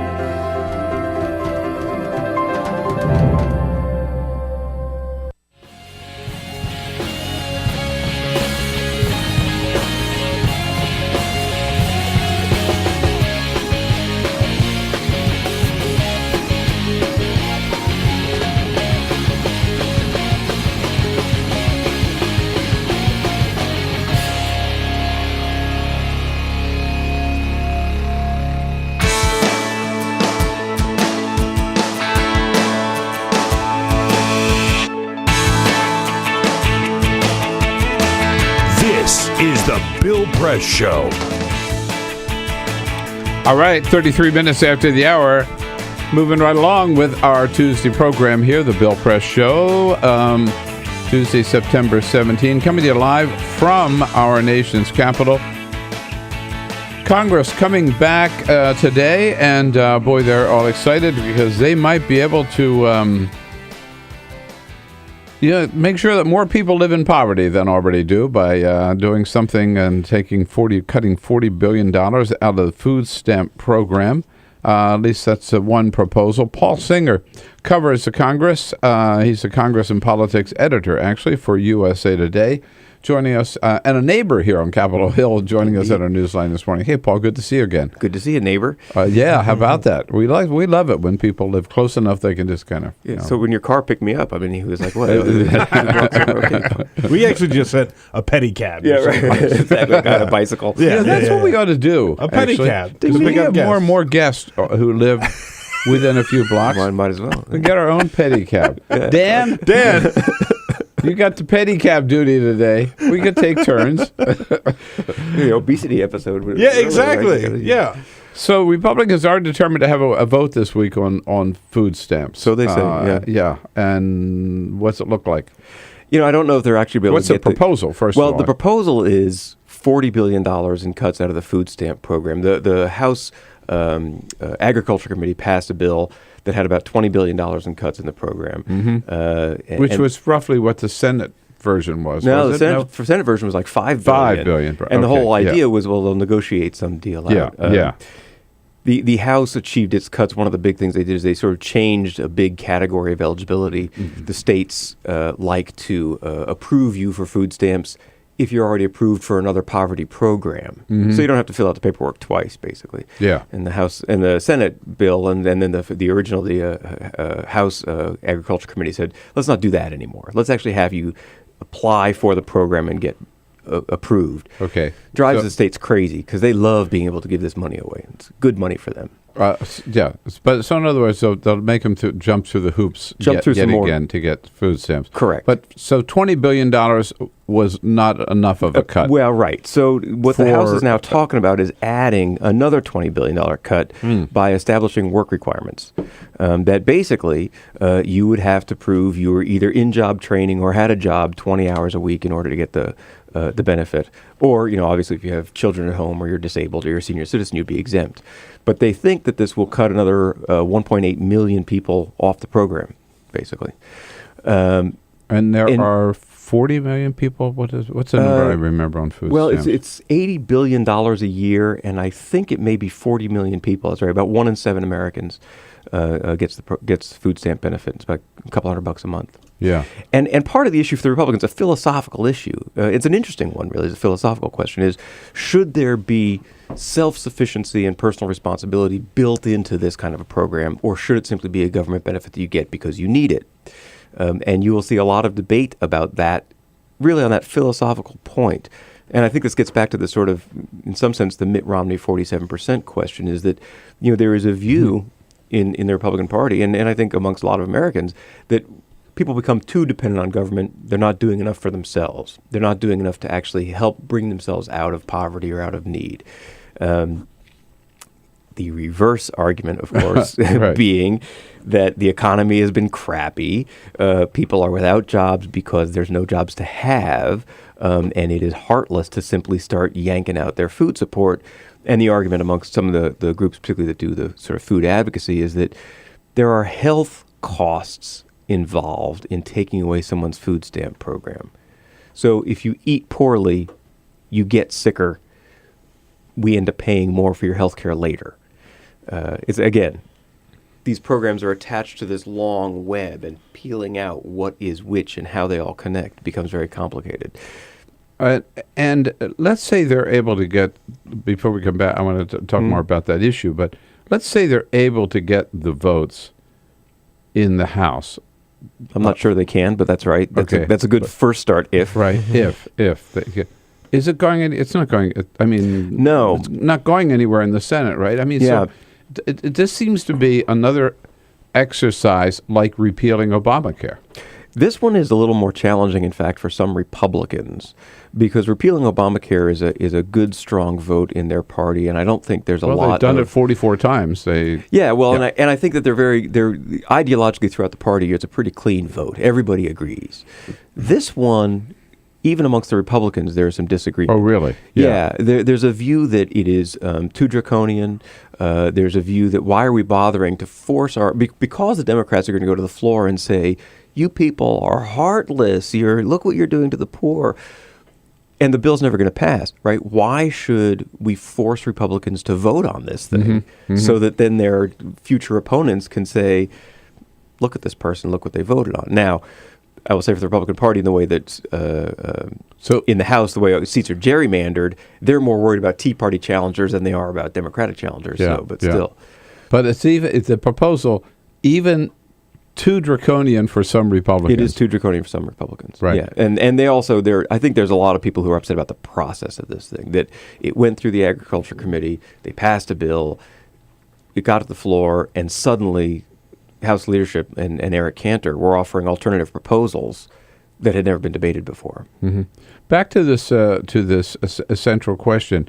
It's one thing that it always strikes me as odd that with all the gazillions of dollars that we have in the federal budget and legitimately looking for ways to save, because we don't want to waste tax dollars, that the focus for certain people always seems to be on the poorest of the poor. Where do we start saving money? Let's start by taking money away from people who are already living below the poverty level. And this is what the argument on the floor is going to be about, is that you will hear particularly Democrats say Donald Trump can't pay one more dollar in taxes, but we're going to save our money by taking away, Peter's food stamp. How do you justify that choice? They wouldn't be on food stamps if they weren't already having a lot of financial difficulty. Right? And that's the theory. Now there is. So we are getting able to, it seems to me, contribute to balancing the budget. Yeah, they're not able to push back much either. They're not in the most politically engaged group. Right. Now I will tell you that there's already been some sort of the welfare queen stories of the Reagan years, as you recall. There's already been some of this, that there's a lot of fraud in the system. There's an argument. There's been several in Majority Leader Cantor's background briefing. They refer a couple of times to a Fox News special that found a guy who was like a rock star, or not a rock star, but a rock and roll wannabe guy who was living off of food stamps and eating lobster and stuff. And so you will find some of this, that these people don't really deserve it. It's being abused. Too many people are getting it. But yeah, I think the fundamental philosophical question is this the place where you go to balance the budget? Do you know how much money we're talking about if you're on food stamps? It's about $200 a month, is my understanding. $200 a month. Yeah. That's for a family of 4? I think it's for the individual, and then it goes up by some measure. But yeah, it's not a whole lot of money. Is long and short of it. By the way, my point was they're not eating a lot of lobster on food stamps. No, you could maybe a couple lobsters a month would probably cover it, I think. Yeah. I was just reading this story this morning. The CEO, who is a millionaire, of Panera Bread is attempting, his name is Ron Scheich. He is attempting to live on food stamps. It amounts to about $4.50 per day is what he's living on. And so they have a rundown of sort of what he's buying and how he's doing it, but he's trying to show that. And some members of Congress have tried this too. They have. Yeah. Now, the other flaw, it seems to me, in this argument is, okay, I understand the argument saying if that, like on welfare, right, we're not just going to give a welfare check. You got to be trying to get a job before you can, and show that you have before you can get your welfare check. So I could understand people, I might disagree with it, but people might make the argument, okay, if you're getting food stamps, then you at least ought to either have a job or be in a program, right? Or attempting to get a job. Yeah. Now, is there money in this bill to create new job training programs? And, no. No. Right. Exactly. So you ought to be in a job training program, but we're not going to give you any financial help to take those courses, and we're not even going to set up the damn courses. Now, I will say that there's an odd twist in this bill, which is that they're giving the states 50% of whatever money they save in the program. Right. So if we reduce the food stamp rolls by some $1 billion, half that money will go back to the state that managed to reduce the rolls. Now, the state can then use that to do job training, but it doesn't say that in the bill. They could use it. Yeah, they could use it for almost anything they want. To build highways too. They could use it to build highways. Yeah, it's not limited to that sort of thing. So yes, the bill does not specifically set up new job training or job programs. So don't you love it, right? The Congress escapes having to debate Syria. Don't have to do that this year. They simply won't do anything about gun control after the Navy Yard shooting because they didn't do anything after Newtown. So they've got all their time on their hands. What are they going to do? They're going to cut food stamps, at least try. Paul Singer is here from USA Today telling us all about it. Your questions, your comments on these priorities at 866-55-PRESS. We'll be right back. Go mobile with Bill Press. Download podcasts at BillPressShow.com and listen anytime, anywhere. This is The Bill Press Show.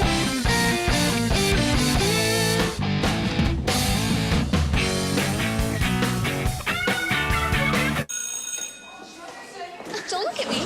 Your hair's a bit frizzy today. Oh, you should pick that up. Oh, you're such a dork. Loser. Here, let me help you with that. Oops. Every day, kids witness bullying. Oh, look. Your crush is looking at you. Poor you. They want to help, but don't know how. See, no one here's gonna help you, because no one Teach your likes kids how to be more than a bystander. Visit stopbullying.gov. If you drive buzzed, it could cost you around $10,000. You'll face major legal fees, major fines, and steep insurance penalties. You could lose everything. Nothing kills a buzz like getting pulled over for buzz driving. Because buzz driving is drunk driving. When some people struggle with their mortgage payments, they become frozen, petrified. Not knowing what to do, they do nothing. But the people who take action are far more likely to get the most positive outcome. Making home affordable is a free government program. Call now to talk one-on-one with a housing expert about the options that are right for you. Real help, real answers, right now. Here at the GED Pep Talk Center, we have pep talkers standing by to get you motivated for your GED diploma. Text the name Terry to 69222 for a sympathetic pep talk. You show people what you really are. Or for a gentle pep talk, text the name Deborah. You know you're going to make people very proud of you. And if that's not enough, text the name Danny for an extreme pep talk.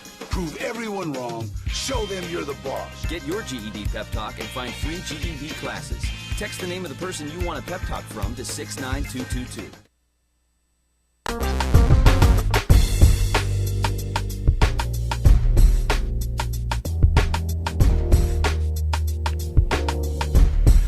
Okay, don't forget hour number 3 is still ahead of us. Will not be seen on Free Speech TV. Too bad, but you can continue not only listening on your local radio station, but watching on the video stream. Go to youtube.com/TawkrTV, TAWKR-TV. Karl Frisch from Bullfight Strategies will be here as a friend of Bill for the entire hour, and we'll be joined by Washington's Congresswoman Eleanor Holmes Norton.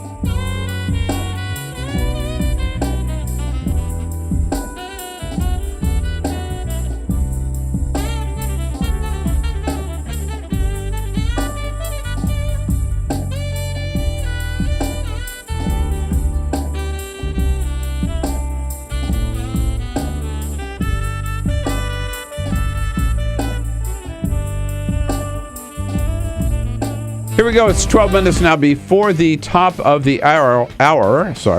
Karl Frisch from Bullfight Strategies will be here as a friend of Bill in the next hour. And also Congresswoman Eleanor Holmes Norton, who was on the scene yesterday all day long at the Navy Yard with Mayor Vincent Gray and Police Chief Kathy Lanier. Congresswoman joins us in the next hour as well to bring us up to date on that Navy Yard shooting. Paul Singer's in studio with us from USA Today, their Congress and Politics editor. And we're getting into the news of the day, what we can expect from Congress as they come back into session today.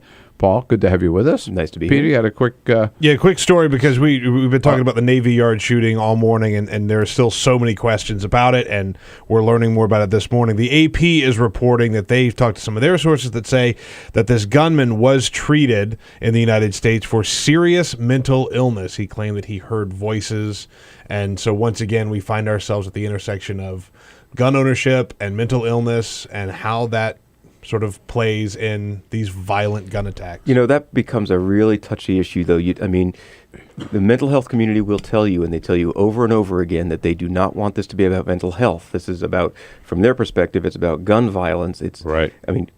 Crazy people, as they say, are not more likely to kill you. They are more likely to be victims than they are to be perpetrators of these crimes. And it becomes this issue that mental illness is not the cause, fundamentally, of any of our social problems. It's to some degree an outcome of some of the social problems. We had this argument a lot when we started talking about gun bills in the first place, is they don't want this to be a mental health issue. They want this to be a gun issue, and then they want services for mental health treatment. But I think the more relevant thing, here's a guy that had two problems already in trouble with the law for gun violence, right? Shooting the tires out of a construction truck out in Seattle and firing into the floor or the ceiling of his apartment in Fort Worth, and yet he's got a security clearance. He's access to a military base. He's working for a military contractor, and he goes to Virginia and buys an AR-15. Right, and that's where you get to the gun policy question. Right. What the hell does he? Why should he have access to an assault weapon? All right, somebody with that background. Right, and that's where you get to the gun policy question about, that has nothing to do with mental health. That has nothing to do with the law. Correct. and already abusing guns and Correct. should not have. Laura is calling from Sebring, Florida, about the food stamp problem here. Hey, Laura, good morning. Good morning. How are you this morning? We're good, thanks. Good. What I wanted to mention is that every state is different. I mean, because, the cost of living is different in every state. Like in Florida, it's cheaper. But in New Jersey, it's like $1,300 rent a house. But I had a neighbor in Florida that got $47 a month for food stamps. He was 82. Yeah, and boy, he was really racking up the bucks here, huh? Living high on the hog. Yeah, amazing. $47. Yeah, it is true. States do differ, don't they? Well, and part of the issue here is that food stamp money is more or less free to the states. Once they enroll you in the program, the federal government pays for your benefit, and of course, you then spend that money within the state boundaries almost entirely. So it's stimulus money for the state. So they love this money and they like to be able to give it away. But they all have different implementation, different rules, different. The benefit is different where you live, as the caller said. Just about out of time. More calls we're not going to be able to get to on this, but I do have to ask you, what about? So they're coming back. Congress is coming back. The big fight is going to be over the budget, right? And the debt ceiling? Just give us a minute on that. Yes. We're probably going to try and kick the can down the road this week. Well, at least in the short term, because the federal government runs out of money at the end of the month, which is 2 weeks away. So we got to do something about that first. That'll probably push back till December, and then we got to get to this debt ceiling question and a battle over whether to raise the debt ceiling. The issue is with the short term kicking the can down the road, people still want to defund Obamacare, and there's going to be a real battle over where we defund Obamacare. Do we do it in this bill? Do we do it in the debt ceiling bill? Do we do it at the end of the year? That fight is going to come back again and again and again, and it's going to be the sticking point for the next 3 months. Where they will attempt to do it, I would have to say, in the end, they're not going to do it. It's another exercise in futility. But what is the pound of flesh they will extract in return? I do not know. No, none of us know. And by the way, the reason they have to do that this week is because they have next week off again, even though they may cancel, but yes, they are scheduled right next now. Week They're off. scheduled next week off again, even though they just came back from a 6-week break. That's United States Congress, not at work, at play. Paul Singer, great to see you. Thank you so much for coming in. Thank you, Bill. Come back again, neighbor. And I'll tell you what the president's up to today when we come back. Follow us on Twitter at BP Show. This is the Bill Press Show.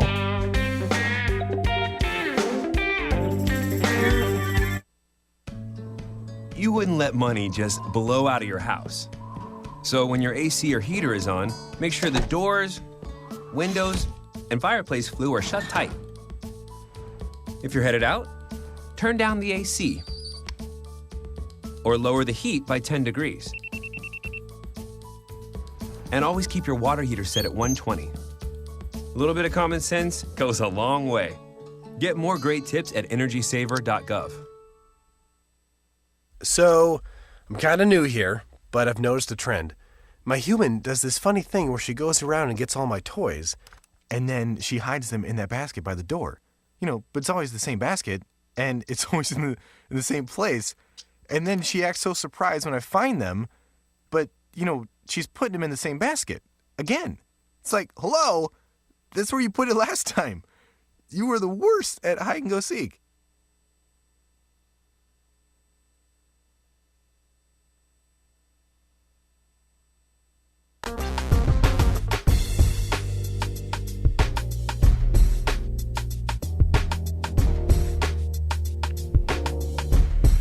Okay, don't forget, hour number 3 is still ahead of us. Will not be seen on Free Speech TV. Too bad, but you can continue not only listening on your local radio station, but watching on the video stream. Go to youtube.com/TawkrTV, TAWKR-TV. Karl Frisch from Bullfight Strategies will be here as a friend of Bill for the entire hour, and we'll be joined by Washington's Congresswoman Eleanor Holmes Norton.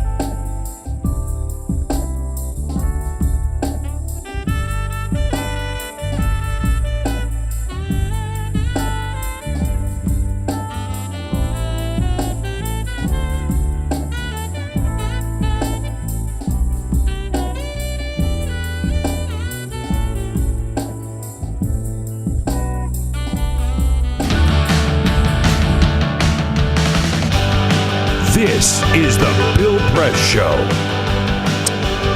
Okay, Karl Frisch from Bullfight Strategies will be here in the next hour as a friend of Bill, and then we will be joined by Congresswoman Eleanor Holmes Norton here from Washington, D.C., who was their very visible presence yesterday during coverage of the shooting at the Navy Yard. She was there with Mayor Vincent Gray and with Police Chief Kathy Lanier. President Obama and the Vice President get their daily briefing at 10:45 this morning. Then they have lunch, as they do once a week. Today happens to be the day. At 2:45 this afternoon, the President will be welcoming about a dozen new ambassadors to the United States in the Oval Office. They call it the Ambassador Credentialing ceremony, actually. And then the President will be meeting with Secretary of Defense Chuck Hagel and the Vice President later this afternoon. Our White House briefing today with Jay Carney is scheduled at 1 p.m. I'll be there representing all of you, back for another hour. This is the Bill Press Show.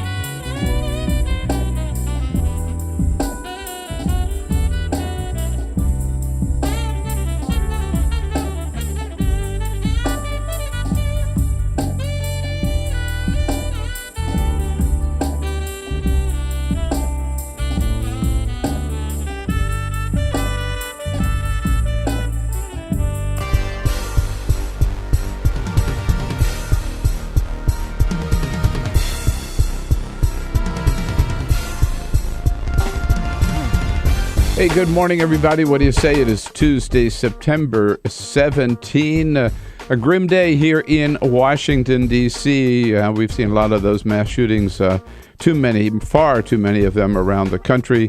Yesterday, of course, it hit home. Another tragic shooting at the Washington's Naval Yard, which is less than a half a mile here from our studios on Capitol Hill.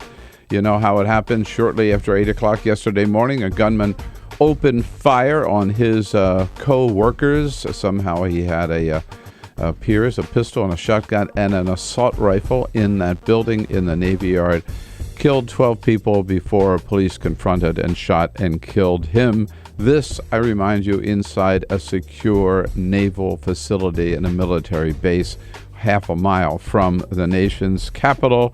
I know you're not supposed to talk about gun control, but I'm sorry, Mr. NRA, you've got to ask why a man like that, who had had two histories of troubles with guns, getting in trouble with the law because of the inappropriate, let's say, use of a gun, why he should have had access to an assault rifle and a security clearance for the U.S. Navy. We'll cover that from every angle today, plus Republicans come back to town today in the United States Congress, and of course their two big agenda items are repealing Obamacare again, yes, again and again and again, and cutting $40 billion out of food stamps because there's no better way to balance the budget than to steal money from those people who are already living in poverty. So much you're going to want to talk about this morning. Don't forget, you can give us a call at 866-55-PRESS. Join us on Twitter at BP Show, on Facebook at facebook.com/Bill Press Show. Here we are, The Bill Press Show. This is The Bill Press Show.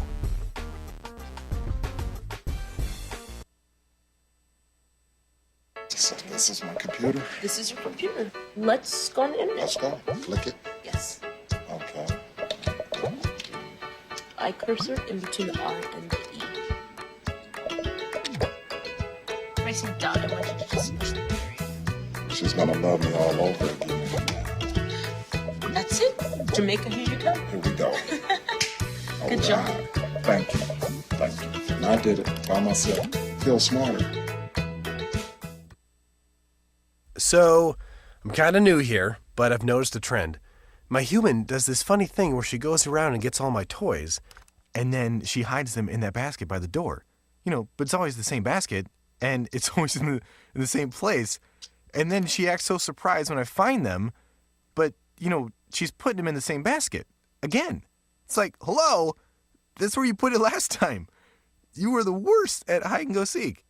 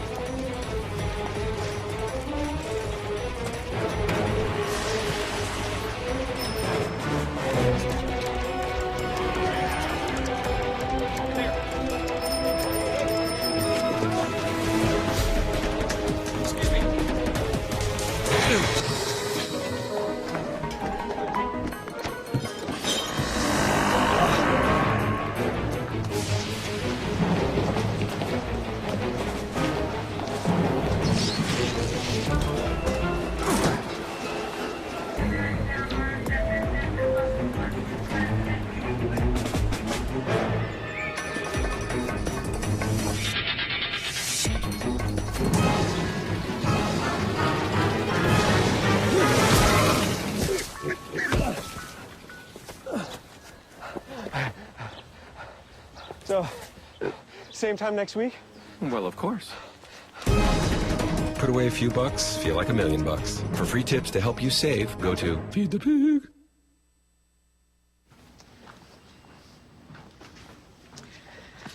All right. I know this isn't any fun to talk about, but we should. Okay. So who's going to do what?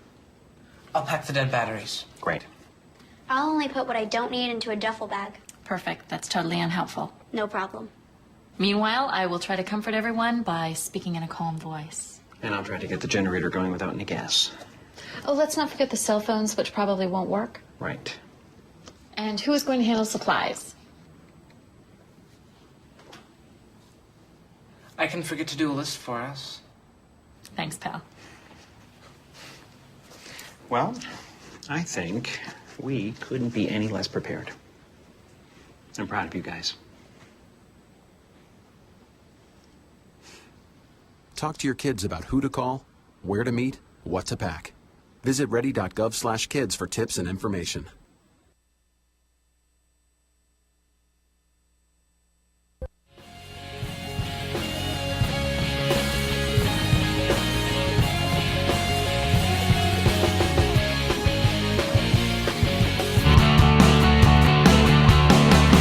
Broadcasting around the nation, on your radio, on your TV, and online. This is The Bill Press Show. The 7th mass murder shooting here in the United States in the last 10 years, and yesterday's close to home, the 6 blocks from our studio here in Washington, D.C. at the Navy Yard. Good morning, everybody. Here we go. It is Tuesday, September 17. Hour number 3 of the Bill Press Show, coming to you live from our nation's capital. Pretty scary situation we all lived through yesterday. We will tell you all about it, covered from every angle here in this last hour that we got together this morning. And, of course, take your calls and your comments on what it all means to you. 866-55-PRESS is our toll-free number. You can join us on Twitter. We invite your comments on Twitter at BP Show, and on Facebook for all of our friends on Facebook at facebook.com/Bill Press Show. The team is here this morning, and we are very pleased to welcome back. We consider him a member of the team. He's here so often. The co-founder and co-head of Bullfight Strategies, Karl Frisch. Hello, Karl. What's going on? Bill. Not too much. How are Everything you? good? Yeah. And the team members here, you know them all. Peter Ogburn and Dan Henning. Hey. Good morning. With Alicia Cruz. She's standing by to take your phone calls. Cyprian Balding keeps us looking good on the video cam because we are up on, if you want to, not just listen on your local progressive talk radio station, want to take a look and see what Karl Frisch actually looks like. You want people to actually tune in. Maybe you don't. Go to our video stream at TawkrTV. You get there by going to youtube.com/TawkrTV. And how do you spell Talker? Tawkr. TV, of course. That's how everybody spells Talker, right? Of course. Isn't that taken for granted? Well, it was a big day in the media day yesterday. I mean, what a day. I mean, the great big debut of Elizabeth Hasselbeck as the new morning co-host there with Brian Kilmeade and Steve Doocy on Fox and Friends. The way they opened yesterday morning, they have a new couch. They had to get a new couch for Elizabeth. The old one, part of her contract. Probably was, yeah. The old one, Steve and Brian are outside the Fox studios with a big moving truck there, getting rid of the old couch. Here's how they opened up yesterday. It's been a good couch. Right. What's left of it. But it's out with the old, in with the new, Steve. It's time for a new day. Are you ready? Hold on a second. What do you mean? Do you know how many famous people have sat on this couch? Yes. It's time for a new one. Guys, open it up. All right, Brian. Let's go. Transition. Ready? Come on. Where are we shipping this? Away. Is it bad to hope that they both got really bad hernias? But what's interesting, the song that they're playing is New Day, right? Yeah. Yeah. And they you can hear reference It's a New Day. It's a New Day, yeah, which happens to be, of course, the name of the CBS morning CNN show. morning show, yeah. Or the CNN news. Well, CNN I mean, the morning other thing is what I'm interested to see with Elizabeth Hasselbeck being on Fox News is, she used to have 4 women to put her in check with her crazy. I can't wait to see how far she'll go without anybody to put her in check. I also remember she has nobody to put her in check now. I mean, she's also, remember, pro LGBT equality, and she's a little bit moderate on a few issues. Yeah. I don't think we'll see that Elizabeth Hasselbeck anymore. Without anybody to put her in check, I don't think she's likely to raise her head. And certainly a lot of the subject matter that would come up on The View will no longer see the light of day in terms of what she discusses on this show. So it's a different role for her. Absolutely. She had to know that. And let us not forget that she came from this great tradition of journalism. She was on the TV show Survivor, where she got her start. That's right. She was a reality TV show contestant. And that's what America Lots gets their of people news. bust their chops in reality television before they become journalists. That's right, man. Like Geraldo Rivera. All right, 10 minutes after the hour. Karl's here for the entire hour as a friend of Bill. Eleanor Holmes Norton joining us just a little bit later. But first... This is the Full Court Press. All right, Dan, what do we got? Well, last week we talked about Charlie Rose's big scoop interview with Syrian dictator Bashar al-Assad. For a short time, he wasn't going to be the only one Assad would talk to. The New York Times confirmed that ABC's George Stephanopoulos was also granted an interview with Assad and traveled overseas. He made it all the way to Beirut, Lebanon, before being told simply the interview was off. No word from Assad's people for the cancellation, but they just canceled, so Stephanopoulos turned around and flew back home. I saw that he was rejected. I didn't realize he'd gone all the way to Beirut. Yeah. I mean, let's not get too concerned for George. I'm sure he had a perfectly comfortable seat, and he got a lot of miles. And 3 days later, he interviewed the President of the United States. Yeah, the consolation prize. Yeah, that's a consolation prize. Did all right. Netflix admits it does something that isn't exactly on the up and up when deciding on what shows to buy and make available to its subscribers. In an interview with a Dutch news site, the Movie and TV Hub says it looks at what does well on piracy websites when considering what shows to purchase. For instance, they just made the TV show Prison Break available in the Netherlands because it is very popular on piracy websites there. I don't know. Sounds like a good business strategy. I think it's super smart. It is smart. And as long as they keep Breaking Bad up, I don't care. Well, and here's my question. If that's true, then why, when I log into Netflix, doesn't it say, here are the boobs that you might be interested in? Because I think at this point, the only people pirating video are 12-year-old boys. Yeah. And if you're a fan of an NFL team that consistently has not played well, there's a chance you may have gained weight. A new study published in Psychological Science finds that fans eat 16% more saturated fats and calories on days after their NFL teams have lost. Looking at teams with particularly devoted fans, comfort food consumption increased closer to 30% on Mondays, specifically in New York, Boston, and Chicago. Oh, that's the worst excuse I ever heard for gaining Bill, weight. it's true, and there's a study that Dan just read about it. I don't know if you know this. I'm a giant fan of the LA Raiders. It's been a long time. Heartbreaking news, and that's where this gut comes from. Is that what it is? Yeah. Oh, okay. See? Go Raiders with the footballs or whatever. Yeah, look, that's why, the Nationals this season, a lot of people have been gaining weight here around town. All right. Well, there's a study. It's got to be true, right? Like I saw it on television. It has to be true. 13 minutes after the hour. Now, yes, indeed, we have seen so many of these mass shootings around the country. Yesterday's was very, very close to home. And we mean close to home. Karl, I mean, most of our, maybe a lot of our listeners and viewers, but the Navy Yard, first of all, it is the oldest part of Washington, D.C. It's where... Remember, there was no Washington. This was created out of a swamp. There were no roads here when they started building the Capitol, and so people came in by ship. They came by boat. They came to the Navy Yard. It was established in this little Navy base on the Anacostia River in 1799, and it's where the first people coming to Washington would arrive there by boat and then come right down 8th Street, which is just up the street from a block from our studio, and then the Capitol and the White House and the Marine Barracks were created and opened in 1800. So started at the Navy Yard, historic site. It's also where they used to build ships there. They built weapons there, tested weapons there. President Lincoln used to come down. I read and watch the firing of the cannons when they were testing them. They used during the Civil War. So it's a very historic site, and it's still an active Navy base. And this one building where the shooter opened fire yesterday morning, just about this time, was Building 197. 3,000 people worked there at the Navy Yard. His name, we now know, Aaron Alexis. There were rumors there were more than one shooter yesterday. Karl, it turned out to be just him. And he was a Navy reservist who was 34 years old, had just come to Washington recently, was still living in a hotel here.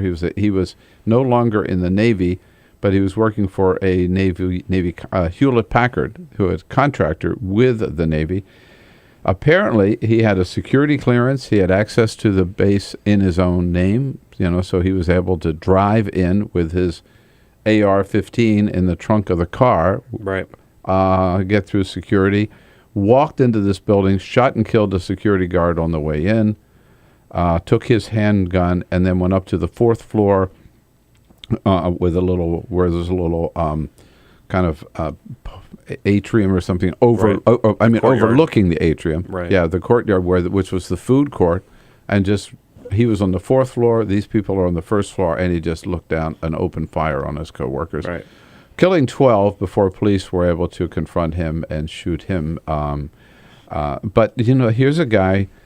You've got to ask. He was released from the Navy, thrown out of the Navy actually, because of an incident where he, in Fort Worth, was angry at the tenant above him in the apartment building and fired a couple of shots through his ceiling into her apartment. And previous to that, in Seattle, he had there was construction workers parked their car in front of his apartment building. He wasn't happy because this construction was going on, and he went out and shot out the back tires of their Honda Accord. There's a guy with certain anger management issues, shall we say? Apparently he hears voices. Yeah. And I don't, I keep on hearing these things on the news, and, maybe I'll play the role of the NRA supporter here and just ask, what's the big deal? They want blind people to be able to have concealed carry permits in Iowa. They don't want you to be able to be denied a gun if you're somebody like this. And they certainly, right about now are preparing their press releases to go out saying now is not the time to talk about gun control, which is just a load of BS. Yeah. I mean, now is the perfect time. Now is if not now, when, right? But I mean, we were asking this question earlier. If a guy who has twice been in trouble with the law, with a gun, why does he have a concealed weapon permit, and why is he able to walk into a gun store, as apparently he did? Yeah, we think this is where he bought it, in Virginia, and buy an AR-15, the same gun that was used to mow down 20 first graders in Newtown, Connecticut. So we have same gun, different slayer. The same old story. It's going to keep on happening too, Bill. Yeah. This is not, the only thing that's different here is the circumstances. And this is going to continue to happen until Congress gets off of its ass and does something about it. And by the way, when Congress first does something about it, it's going to take a while before these things stop happening. Even then, because there's so many out there right now in circulation. I mean, when we talk about making it so that you can't buy these guns in the future, the legislation that's been out there has not been about confiscation. It's been about not allowing future purchases, under the thinking that over time, these things won't be in this, in circulation anymore. They won't fall, more of them won't fall into the hands of people who buy them illegally on the black market, et cetera. One of the strongest voices yesterday, there are Dianne Feinstein in the Congress, obviously a longtime leader in this issue. She became mayor of San Francisco as the result of gun violence. As was the late Frank Lautenberg, of course. This was a big issue for him. But one of the newest and strongest voices that we heard yesterday that we really have to do something about this gun violence came from the woman who is the chief medical officer at the Washington Hospital Center. That's where 3 of the victims were taken to undergo surgery from their gun wounds. Dr. Janice Orlowski, at the end of the day, talking to reporters about reporting on the condition of these 3 victims, and saying, yes, thank God we're here and we were able to save them, but we don't want to be doing this. Here she is. I may see this every day. I may, be the chief medical officer of a very large trauma center, but there's something wrong here when we have these multiple shootings, these multiple injuries. There's something wrong.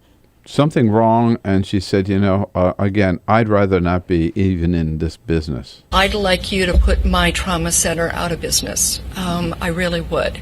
I would like to not be an expert on gunshots. You would think that voice, Karl, would carry some weight. No, to right-wingers, she sounds like an adult from the Peanuts. It's wah, wah, wah, wah, wah, wah, wah. Yeah. To right-wingers, science and medicine and letters and shapes and numbers and colors have a liberal bias. And bodies these are the same people. Dead first graders. Oh, yeah. These are the same people that don't want the government keeping track of statistics like this about the number of shootings, what types of guns are used in these shootings, how many people are died or are killed, injured, kill themselves, accidental, whatever. They don't want the government keeping track of any of these numbers. Because heaven forbid anybody should ever make a case for sensible gun control. Yeah. Even the conservative David Frum tweeted out yesterday that it would be ghoulish to talk about the Navy Yard as and with any connection at all for the need to do something about gun ownership. Consider me a ghoul. Crazy. And people, again, we'll talk about this when we come back, exaggerate the power of the NRA, too, which is why the Congress probably won't do anything. 866-55-PRESS. Join the conversation here. If not now, when? On the Bill Press Show. This is the Bill Press Show.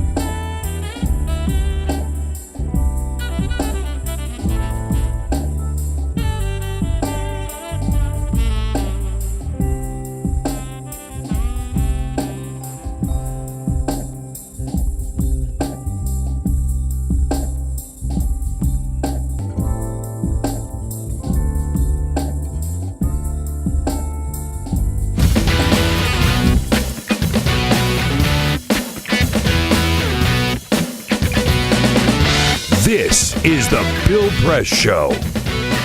Here we go, 26 minutes after the hour now. The Bill Press Show with Karl Frisch. Bullfight Strategy is a good friend here in studio with the hour, for the hour, as a friend of Bill with lots to talk about. Eleanor Holmes Norton, Congresswoman for the District of Columbia, will be joining us in the next segment. Peter? Bill, sad news yesterday. Penthouse Magazine has filed for Chapter 11 bankruptcy. No. Yes, indeed. Yes, I know it's... More like Chapter 69 bankruptcy. Am I right? Yeah. Bada boom. They're owned by Friend Finder Networks. That yeah, and they had to file for bankruptcy. So there you go. They need to cut their debt. I knew I shouldn't have canceled my subscription last year, but I read it for the article. Yeah, yes, exactly. You know, the writing's the one Not article. that good. Yeah. Back to what we were talking about, and we can ask the Congresswoman about this, Karl. So, Aaron Alexis, the U.S. law enforcement officials are telling Associated Press that he had been suffering a host of serious mental issues, including paranoia, a sleep disorder. He'd been hearing voices in his head. He was being treated by the Veterans Administration for all of these mental problems, and yet he was not declared mentally unfit, so he did not lose his security clearance, and again, he was able to go purchase an assault weapon. Right. So, you know how for people that have had traumatic events in their lives, they often they have equine therapy where they work with horses and stuff. The NRA is experimenting with assault weapons therapy, where they believe that by giving the mentally unstable people assault weapons, that maybe they can help the situation. What I'm saying is that the NRA is an evil organization and it needs to be confronted. How long do you think before the NRA comes out and says this is no reason at all? They're probably scheduling a convention of some sort in Washington, D.C. across the street. That's how much tact They'll they probably don't have that crazy Wayne LaPierre come out today with another news Or conference. Ted Nugent. Or Ted Nugent. Yeah, indeed. Congresswoman Eleanor Holmes Norton was on the scene yesterday from the very beginning. She joins us next right here on the Bill Press Show. This is the Bill Press Show.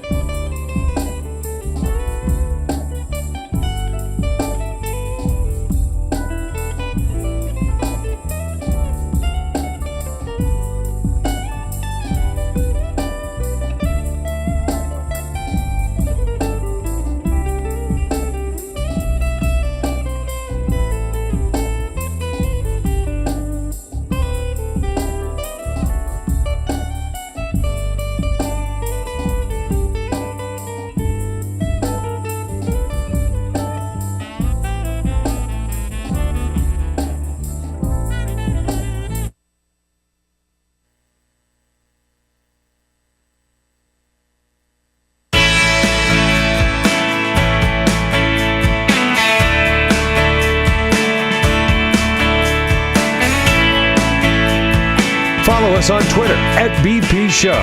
This is The Bill Press Show. It is 33 minutes after the hour now here on Tuesday, September 17. It was just about this time yesterday morning. We've seen so many of these mass shootings, far, far too many around the country. This one so close to home at our Washington Navy Yard. They're on the scene yesterday, throughout the day, with Mayor Vincent Gray and with Police Chief Kathy Lanier was our Congresswoman Eleanor Holmes Norton, who joins us on our news line this morning. Congresswoman, thanks for being with us. Let me ask you, how did you get the news yesterday morning, and what was your immediate reaction?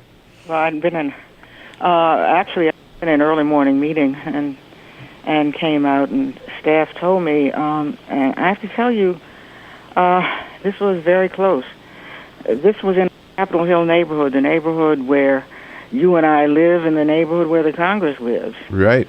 I also feel deeply about this particular installation. You know, it's called some kind of military installation. Most of the people there are federal employees, the same people who are on sequester, the same people who are on furloughs. They give you a good sense of who federal employees are, and you notice that when their names were revealed, most of them were middle-aged. These are people who've been with the federal government for their entire careers. And, of course, these are the people who are being kicked in the you-know-what by the Congress every day. They are the people we should be, when we think of who a federal worker is, that's who these people are. And they were in this secure facility that it baffles me when it comes to a gun getting in there. Because it has been a facility that has indeed been part of the neighborhood. In fact, they built a new banquet hall, and organizations from throughout the region hold their banquets there. It's terrific. But if you want to go in there in the daytime, you got to have that, sterling ID. I can't get in there without showing my congressional ID. So one of the things I'm going to do today, when I get to the House of Representatives, is to investigate how to get an independent investigation of what happened, why it happened, how we can secure this building without shutting it down, which was, of course, the reaction after 9/11. And these are perhaps the worst casualties and fatalities we've had in this region since 9/11. In this region, right. You mentioned the workers who were there. I believe that all of the victims were civilian employees who were working That's right. When one hears about a military installation today, remember that the federal government has moved many of its Department of Defense employees onto military bases. And, of course, the Sea Systems Command has been there for a long time. They're highly secret. You have to have a lot of security to even work there. And across the street from the Sea Systems Command at the Navy Yard are a whole set of office buildings that sprung up because the contractors have to be close to the secure facility. And, of course, it turns out that this man was a contractor or a subcontractor. The Sea Systems Command began the revival of this entire section of Washington along M Street, which is now the most rapidly developing new neighborhood in the nation's capital. So we think highly of the Sea Systems Command, and we want to make sure it's protected, and we want to make sure they stay a part of the neighborhood. Did it surprise you to learn that an individual like this, with his background of mental problems and also problems with guns, would have a security clearance and would be able to drive into this facility with apparently an assault weapon in the trunk of his car? Well, one wonders. He seems to have had a security clearance, but it looks like he did not use his own badge, which may mean that it had been taken from him, and maybe he was reacting to that. But he was not using the secure badge that is necessary of his own. And police have already gone to speak with the man whose security badge it was. And so they found him. of the great mysteries here is how did this man get it? And maybe somebody did do their homework on this man. Yeah. Congresswoman, so we know that the guy was a contractor. Karl Frisch. Sorry, Karl Frisch here. We know the guy was a contractor or a subcontractor. Edward Snowden was a contractor. Can we be doing more to make sure that the folks that we're entrusting with either badges, even if they're using their colleague's badge, or intelligence, are vetted properly? I mean, it's one thing to say that this guy shouldn't have had access to a gun. Perhaps this guy shouldn't have had access to such a sensitive job as a contractor. From what we're hearing, this is a man who began to deteriorate. This may be a man who got his security clearance earlier in his life, deteriorated, and nobody noticed. So the unknowns here are huge. I'm sure the Navy is going to do its own investigation, but I think we need an independent investigation, and I don't mean simply the polarized Congress. I mean experts. Experts on security, experts on the new tendency of the federal government to put federal employees on these bases, experts on mental health with security workers. We need people who understand this entire realm that most Americans don't even know are civilian federal workers, involved civilian federal workers. And Congresswoman, there's a feeling in the Capitol today, I guess the attitude I've heard from a lot of people is, if Congress wouldn't do anything after Newtown, Connecticut, and those 21st graders, why would we expect them to do anything after the Navy Yard? Do you share that kind of that I hate attitude? To say it, Bill, but that cynicism is well placed. Yeah. Sad, isn't it? I think if you don't live in the United States and have some sense of the proliferation of guns, so that there are more guns than people, if you live anywhere else in the world, you simply will shake your head. You will think we are from another planet. Bill, we are the only advanced society in the world that has problems with guns. How is it that all allies live in greater peace and that we have taken to shooting up one another? It's because there's so many guns, and you have guns, somebody's going to... Congresswoman? Well, I'm afraid we lost her. She must have been on her cell phone. I was going to ask her about also, it was for most of the day until late in the day. Congresswoman, you're back? I'm back. I'm sorry. There you go. You were just talking about the fact that it does seem, Congresswoman, that members of Congress have an exaggerated opinion about the power and influence of the NRA. But they get that influence, Bill, from, for example, what happened in the Colorado recall. Yes. Just this week. Here you had whenever there's a recall, you have very few people who vote. And two people who bravely led their legislature are now deprived of office. Well, that's a shot across the bow of not only these Republicans, but I have to tell you, of a fair number of Democrats. And unless we continue to fight them back, toe to toe, they're going to continue to hold the ground. So I applaud Mayor Bloomberg, who's trying to give them a taste of their own. You fund that side, let them fund this side. We've got to do it with everything we've got. Well, and I guess this is Karl again. I guess the big problem, though, when it comes to this kind of stuff and how people vote, is that you've got people like my dad who are, quote unquote, gun nuts, who vote only on the gun issue. They are motivated entirely to vote and who they vote for based on guns. And you've got very, very few people on the opposite side of that coin. There are plenty of people who are in favor of gun control and whatnot, and sensible gun reforms, but very few of them are motivated solely on that issue, or as passionate as the gun owners are. That's right. And what do you do when you have people, a minority and a very small minority of that, who can outgun, excuse the word, the majority simply by their intensity and by their devotion to going to the polls? Right. Congresswoman, I thought one thing was evident yesterday is this city, the D.C. Police Department and the federal agencies were really on the scene fast and did excellent work yesterday. You were right. You were right there, and you saw that. I saw it, and I have to tell you, they saved lives.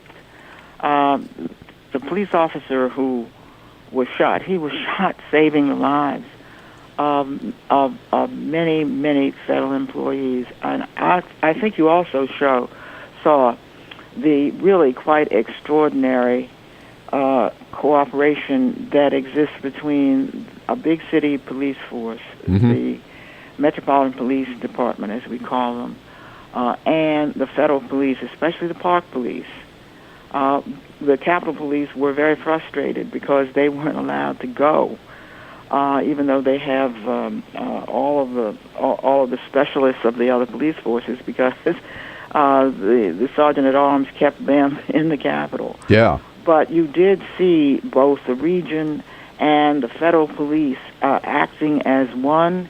That's in part a result of 9/11, but it goes back even further to the fact that we have had inaugurations in this town, and those inaugurations have taught the region to act as virtually a single police force in order to protect those who are present. Yeah, and it really did pay off yesterday. But Congresswoman, I know it was a busy day for you. Thank you so much for starting it off with us this morning. Appreciate it very much. And as always, my good friend and good neighbor, we'll talk to you again soon. Of course, Bill. Thanks. Eleanor Holmes Norton. Every news conference I saw where the mayor and the police chief were, they had yesterday, and they have one every 2 hours. The Congresswoman was right there with them. We'll be back. Take your questions and your comments on yet another mass shooting here in this country. 866-55-PRESS is our toll-free number. Karl Frisch is with us as a friend of Bill. Get social with Bill Press. Like us at facebook.com/Bill Press Show. This is The Bill Press Show.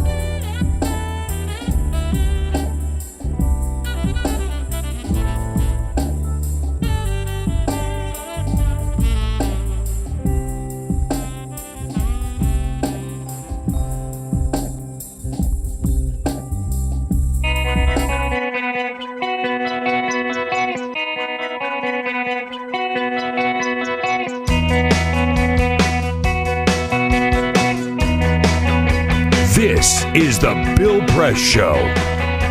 12 minutes before the top of the hour, here we go. The Bill Press Show on this Tuesday. We have been talking mostly this morning, rightfully so, because it happened right here, right down the street, the shooting at the Navy Yard. There is other news going on. Karl Frisch is here as a friend of Bill. Karl, you were just up in New York.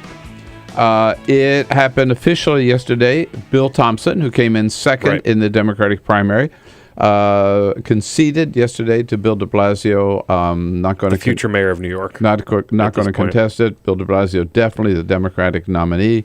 Up against John Lota, He's running the against Republican. a man who said he would kill kittens. Yeah, I mean, right. I think it's over. I mean, what was that context? Maybe only Rudy Giuliani could get away with killing kittens and still be elected mayor of New York. Rudy did, I'm sure. He ate kittens. It's a little different.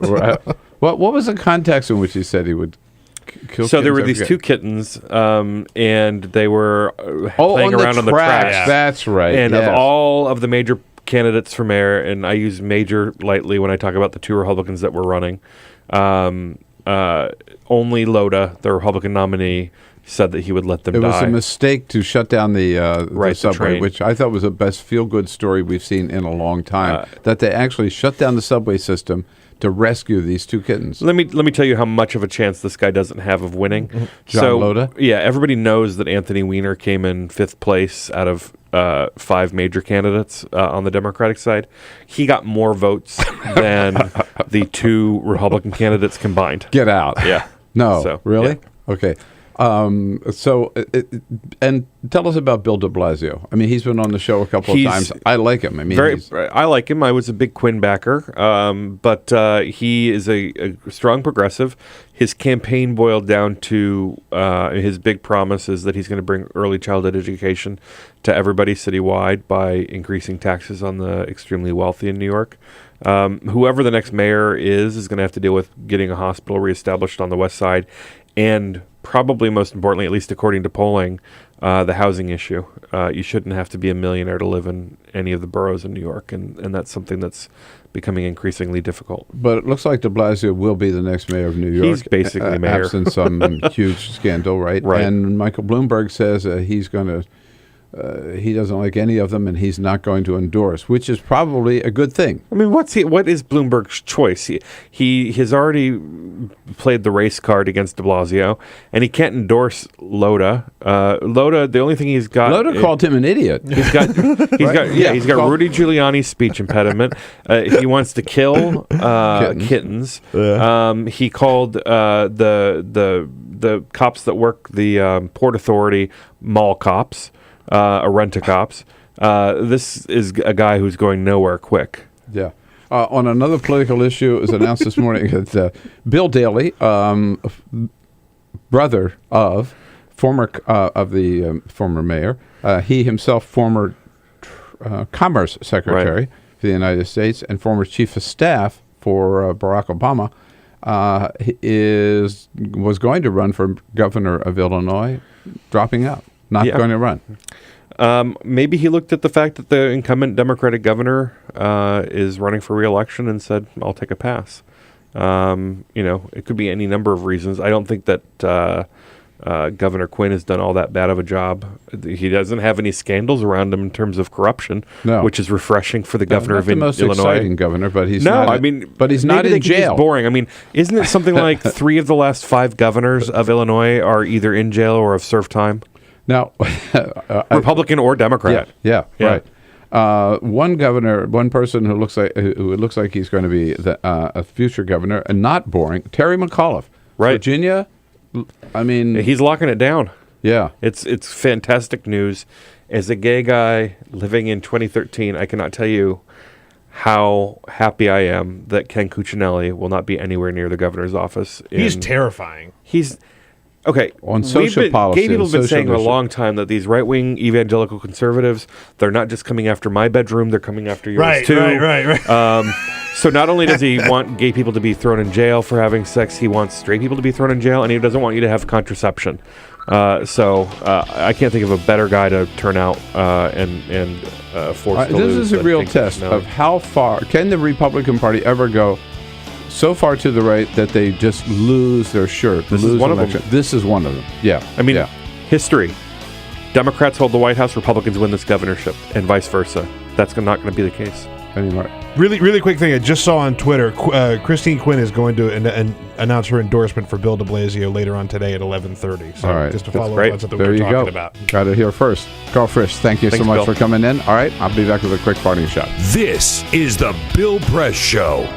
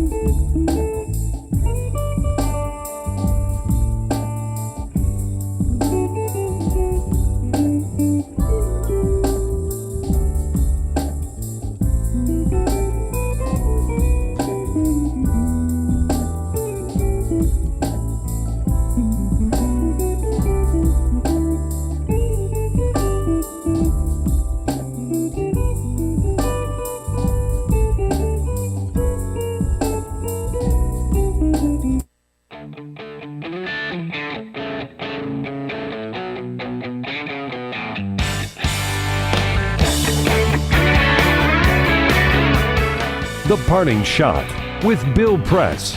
This is the Bill Press Show. Well, yep, Aurora, Colorado, Newtown, Connecticut, as horrible as those mass shootings were, they were far away, and that somehow lessened the blow, but not yesterday. Yesterday's gun violence, as we've been talking this morning, was right next door at the historic Washington Navy Yard, just 6 blocks down 8th Street, and then turn right another 4 blocks down M Street. This is our neighborhood. We know the neighborhood well. We live here. Our studio is here. We live and work here and play here. And until yesterday, the Navy Yard was best known as one of the most historic parts of Washington, D.C. Now it'll be remembered as the site of yet another senseless mass shooting, one more case of assault weapons in the wrong hands, and sadly, one more time when a spineless Congress, cowed by the NRA, does nothing. They demand a military strike. when Bashar al-Assad uses chemical weapons, when a madman uses an assault weapon right in our backyard, they look the other way. What a disgrace. Have a good day, folks. See you back here again tomorrow. This is the Bill Press Show.